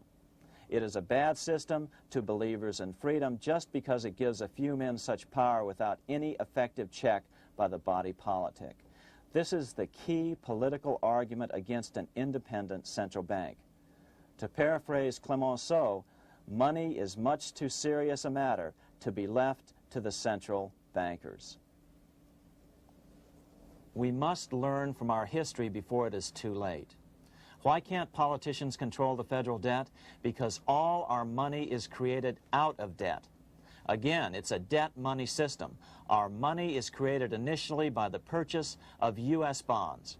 The public buys bonds like savings bonds, the banks buy bonds, foreigners buy bonds, and when the Fed wants to create more money in the system, it buys bonds, but pays for them with a simple bookkeeping entry which it creates out of nothing. Then this new money created by the Fed is multiplied by a factor of 10 by the banks thanks to the fractional reserve principle. So although the banks don't create currency, they do create checkbook money or deposits by making new loans. They even invest some of this created money. In fact, over $1 trillion of this privately created money has been used to purchase U.S. bonds on the open market, which provides the banks with roughly $50 billion in interest, risk-free, each year, less the interest they pay to some depositors.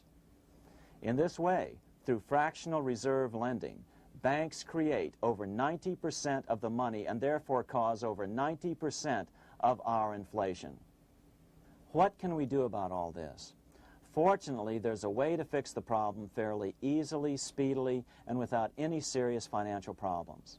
We can get our country totally out of debt in 1 to 2 years by simply paying off these U.S. bonds with debt-free U.S. notes, just like Lincoln issued.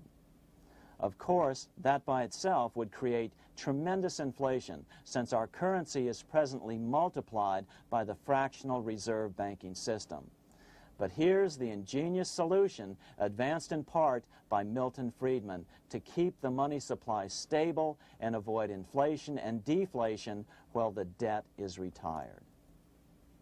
As the Treasury buys up its bonds on the open market with U.S. notes, the reserve requirements of your hometown local bank will be proportionally raised, so the amount of money in circulation remains constant. As those holding bonds are paid off in U.S. notes, they will deposit this money, thus making available the currency then needed by the banks to increase their reserves.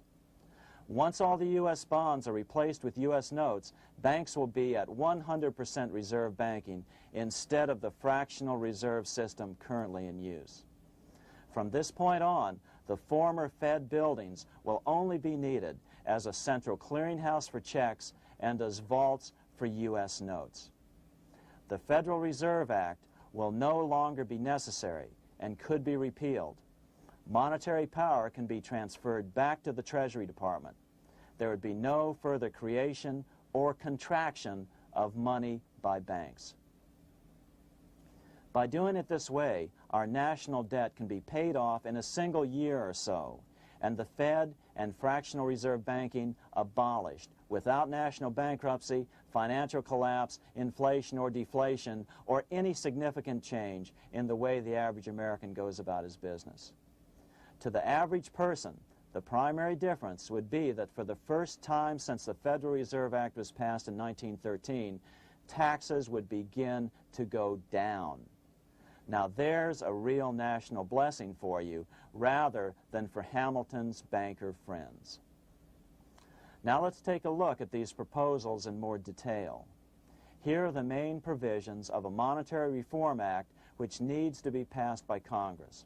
We've drafted a proposed Monetary Reform Act which follows at the end of this tape. Of course, variations with the same results would be equally welcome. 1. Pay off the debt with debt-free U.S. notes. As Thomas Edison put it, if the U.S. can issue a dollar bond, it can issue a dollar bill. They both rest purely on the faith and credit of the United States government. This amounts to a simple substitution of one type of government obligation for another. One bears interest, the other doesn't.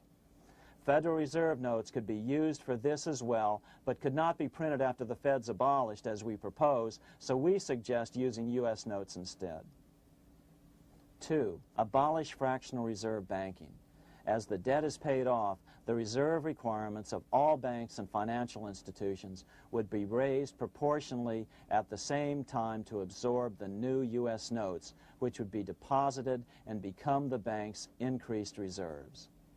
Towards the end of the first year of the transition period, the remaining liabilities of financial institutions would be assumed or acquired by the U.S. government in a one-time operation.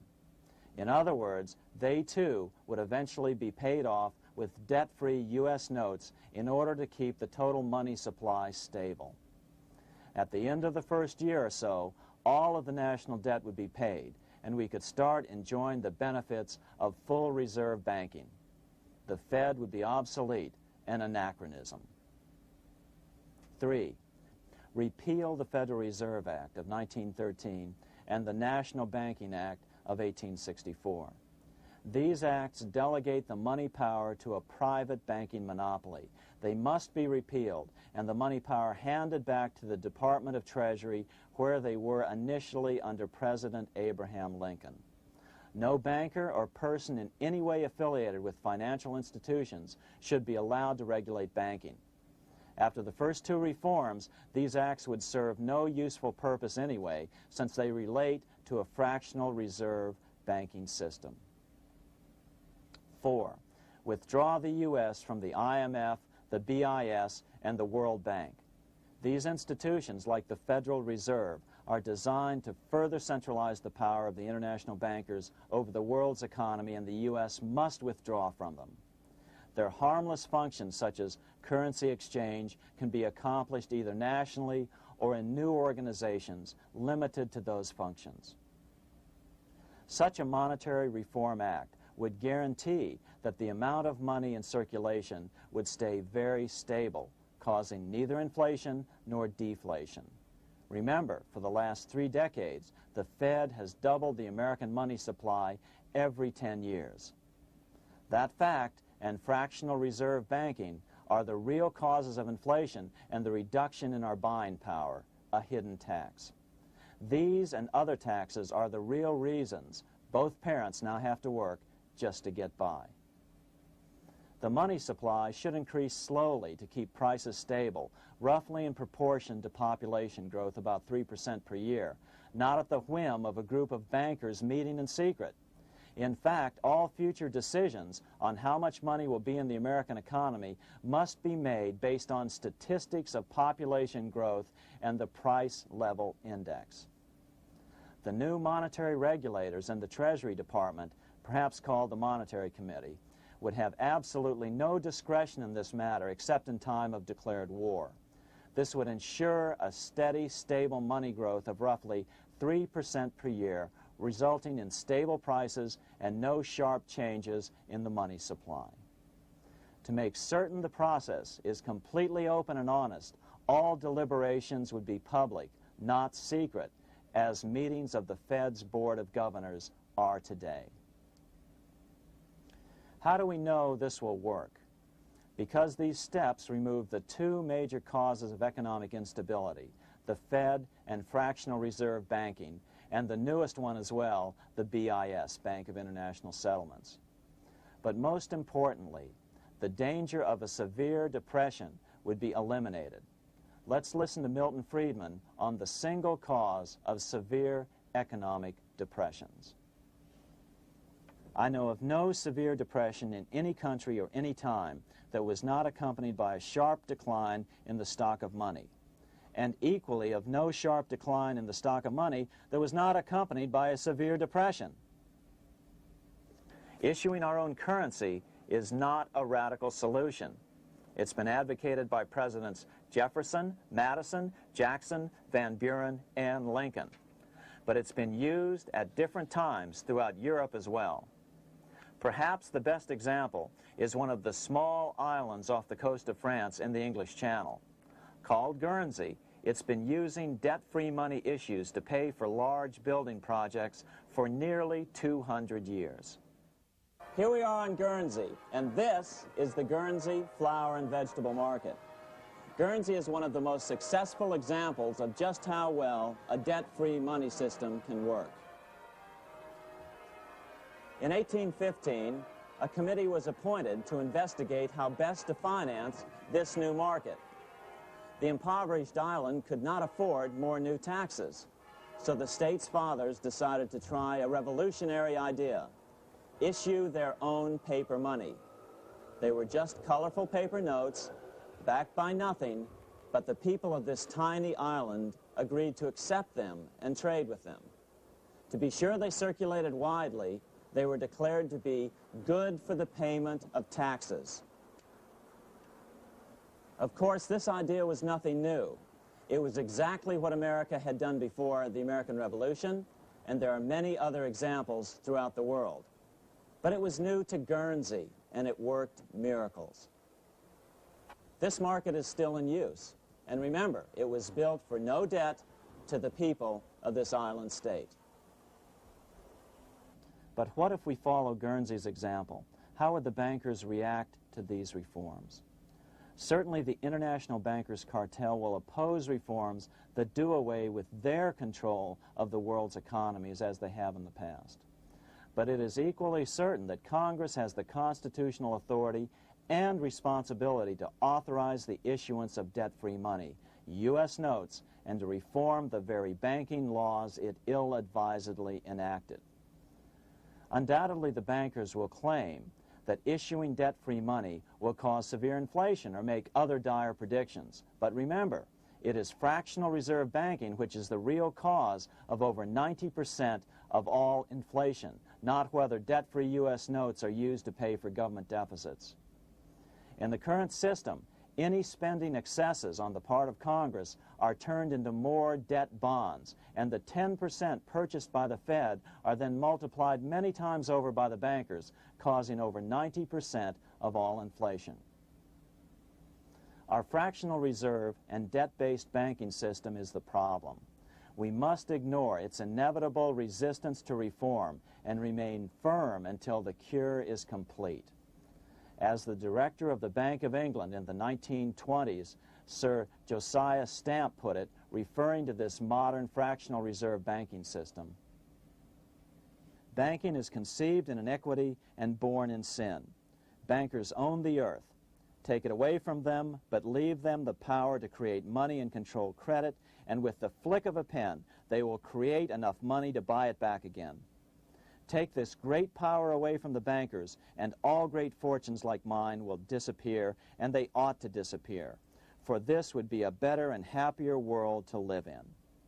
But if you want to continue the slaves of bankers and pay the cost of your own slavery, let them continue to create money and to control credit. Americans are slowly figuring this out. Today, over 3,200 cities and counties have endorsed the proposal of a nonprofit organization called Sovereignty. The Sovereignty movement calls for Congress to authorize the Secretary of the Treasury to issue $90 billion per year of U.S. notes, not Federal Reserve notes nor debt-based bonds, to loan money interest-free to cities, counties, and school districts for needed capital improvements. Remarkably, and to their praise, the Community Bankers Association of Illinois, representing 515 member banks, has endorsed this sovereignty proposal, a good step in the right direction. As Milton Friedman has repeatedly pointed out, no severe depression can occur without a severe contraction of money. In our system, only the Fed, the Bank of International Settlements, with U.S. bankers' cooperation, or a combination of the largest Wall Street banks could cause a depression. In other words, our economy is so huge and resilient, a depression just can't happen by accident. Unless we reform our banking system, they will always have that power. They can pull the plug on our economy anytime they choose. The only solution is to abolish the Fed and the fractional reserve banking system and withdraw from the BIS. Only that will break the power of the international bankers over our economy. And keep in mind, a stock market crash itself cannot cause a severe depression. Only the severe contraction of our money supply can cause a severe depression. The stock market crash of 1929 only wiped out market speculators, mostly the small to medium ones, resulting in $3 billion in wealth changing hands. But it served as a smokescreen for a 33% contraction in credit by the Fed over the next 4 years, which resulted in over $40 billion in wealth from the American middle class being transferred to the big banks. Then, despite impotent howls of protest from a divided Congress, the independent Fed kept the money supply contracted for a full decade. Only World War II ended the terrible suffering the Fed inflicted on the American people. In a depression, the remaining wealth of the debt-burdened American middle class will be wiped out by unemployment, declining wages, and the resulting foreclosures. If we start to act to reform our monetary system, the money changers may do what they did in 1929 and then the 1930s, crash the stock market and use that as a smokescreen while contracting the money supply. But if we're determined to fight to regain control over our money, we can come out of it fairly quickly, perhaps in only a very few months, as U.S. notes begin to circulate and replace the money withdrawn by the bankers. The longer we wait, the greater the danger we'll permanently lose control of our nation. But some still wonder why the international bankers would want to cause a depression. Wouldn't that be killing the goose that is currently laying all those golden interest eggs? Remember what Larry Bates said at the first of this videotape. You see, in periods of economic upheaval, in economic crisis, wealth is not destroyed. It is merely transferred. Do we have any hints as to what the money changers have in store for us? Here's what David Rockefeller, the chairman of Chase Manhattan Bank, the largest Wall Street bank, had to say. We are on the verge of a global transformation.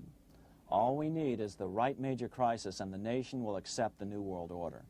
So, crisis is needed to fulfill their plans quickly. The only question is when the crisis will occur. Fortunately, we probably have a little time. It's unlikely that this crisis will occur before the 1996 elections, but after that, the danger begins rising.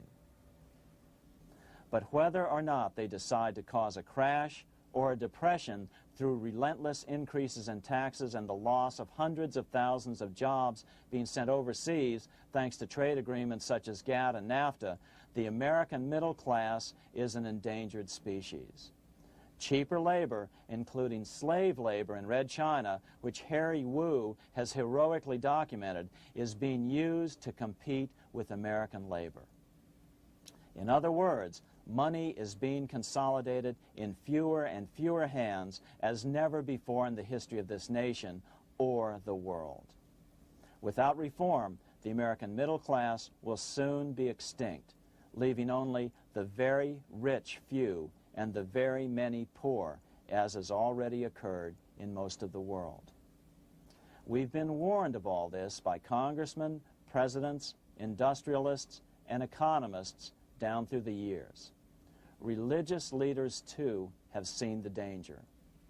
About 1898, during the time of William Jennings Bryan, Pope Leo XIII put it this way. On the one side, there is the party which holds the power because it holds the wealth, which has in its grasp all labor and all trade, which manipulates for its own benefit and its own purposes all the sources of supply, and which is powerfully represented in the councils of state itself. On the other side, there is the needy and powerless multitude, sore and suffering. Rapacious usury, which, although more than once condemned by the Church, is nevertheless under a different form, but with the same guilt, still practiced by avaricious and grasping men, so that a small number of very rich men have been able to lay upon the masses of the poor a yoke little better than slavery itself. More recently, during America's Great Depression, Pope Pius XI spoke of the same problem. In our days, not alone is wealth accumulated, but immense power and despotic economic domination is concentrated in the hands of a few. This power becomes particularly irresistible when exercised by those who, because they hold and control money, are able also to govern credit and determine its allotment. For this reason, supplying, so to speak, the lifeblood to the entire economic body and grasping, as it were, in their hands the very soul of the economy, so that no one dare breathe against their will. Educate your friends. Our country needs a solid group who really understand how our money is manipulated and what the solutions really are. Because if a depression comes, there will be those who call themselves conservatives who will come forward advancing solutions framed by the international bankers. Beware of calls to return to a gold standard. Why? Simple. Because never before has so much gold been so concentrated outside of American hands. And never before has so much gold been in the hands of international governmental bodies such as the World Bank and International Monetary Fund. A gold-backed currency usually brings despair to a nation, and to return to it would certainly be a false solution in our case. Remember, we had a gold-backed currency in 1929 and during the first 4 years of the Great Depression. Likewise, beware of any plans advanced for a regional or world currency. This is the international bankers' Trojan horse.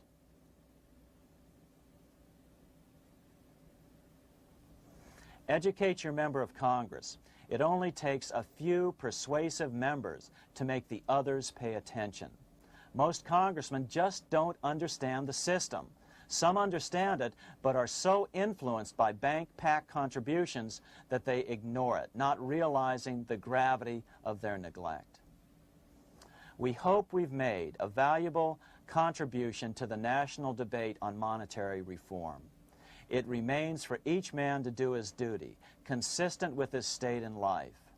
May God give us the light to help reform our nation and ourselves. We say ourselves because ultimately vast multitudes of men are going to be driven more and more to desperation by the accumulation of the world's wealth in fewer and fewer hands. Men will tend to become like their oppressors, selfish and greedy. Rather, let's keep in mind during this period of reform a warning not to lose sight of greater things, as Pope Pius XI put it. For what will it profit men that a more prudent distribution and use of riches make it possible for them to gain even the whole world, if thereby they suffer the loss of their own souls? What will it profit to teach them sound principles in economics, if they permit themselves to be so swept away by selfishness, by unbridled and sordid greed, that hearing the commandments of the Lord, they do all things contrary?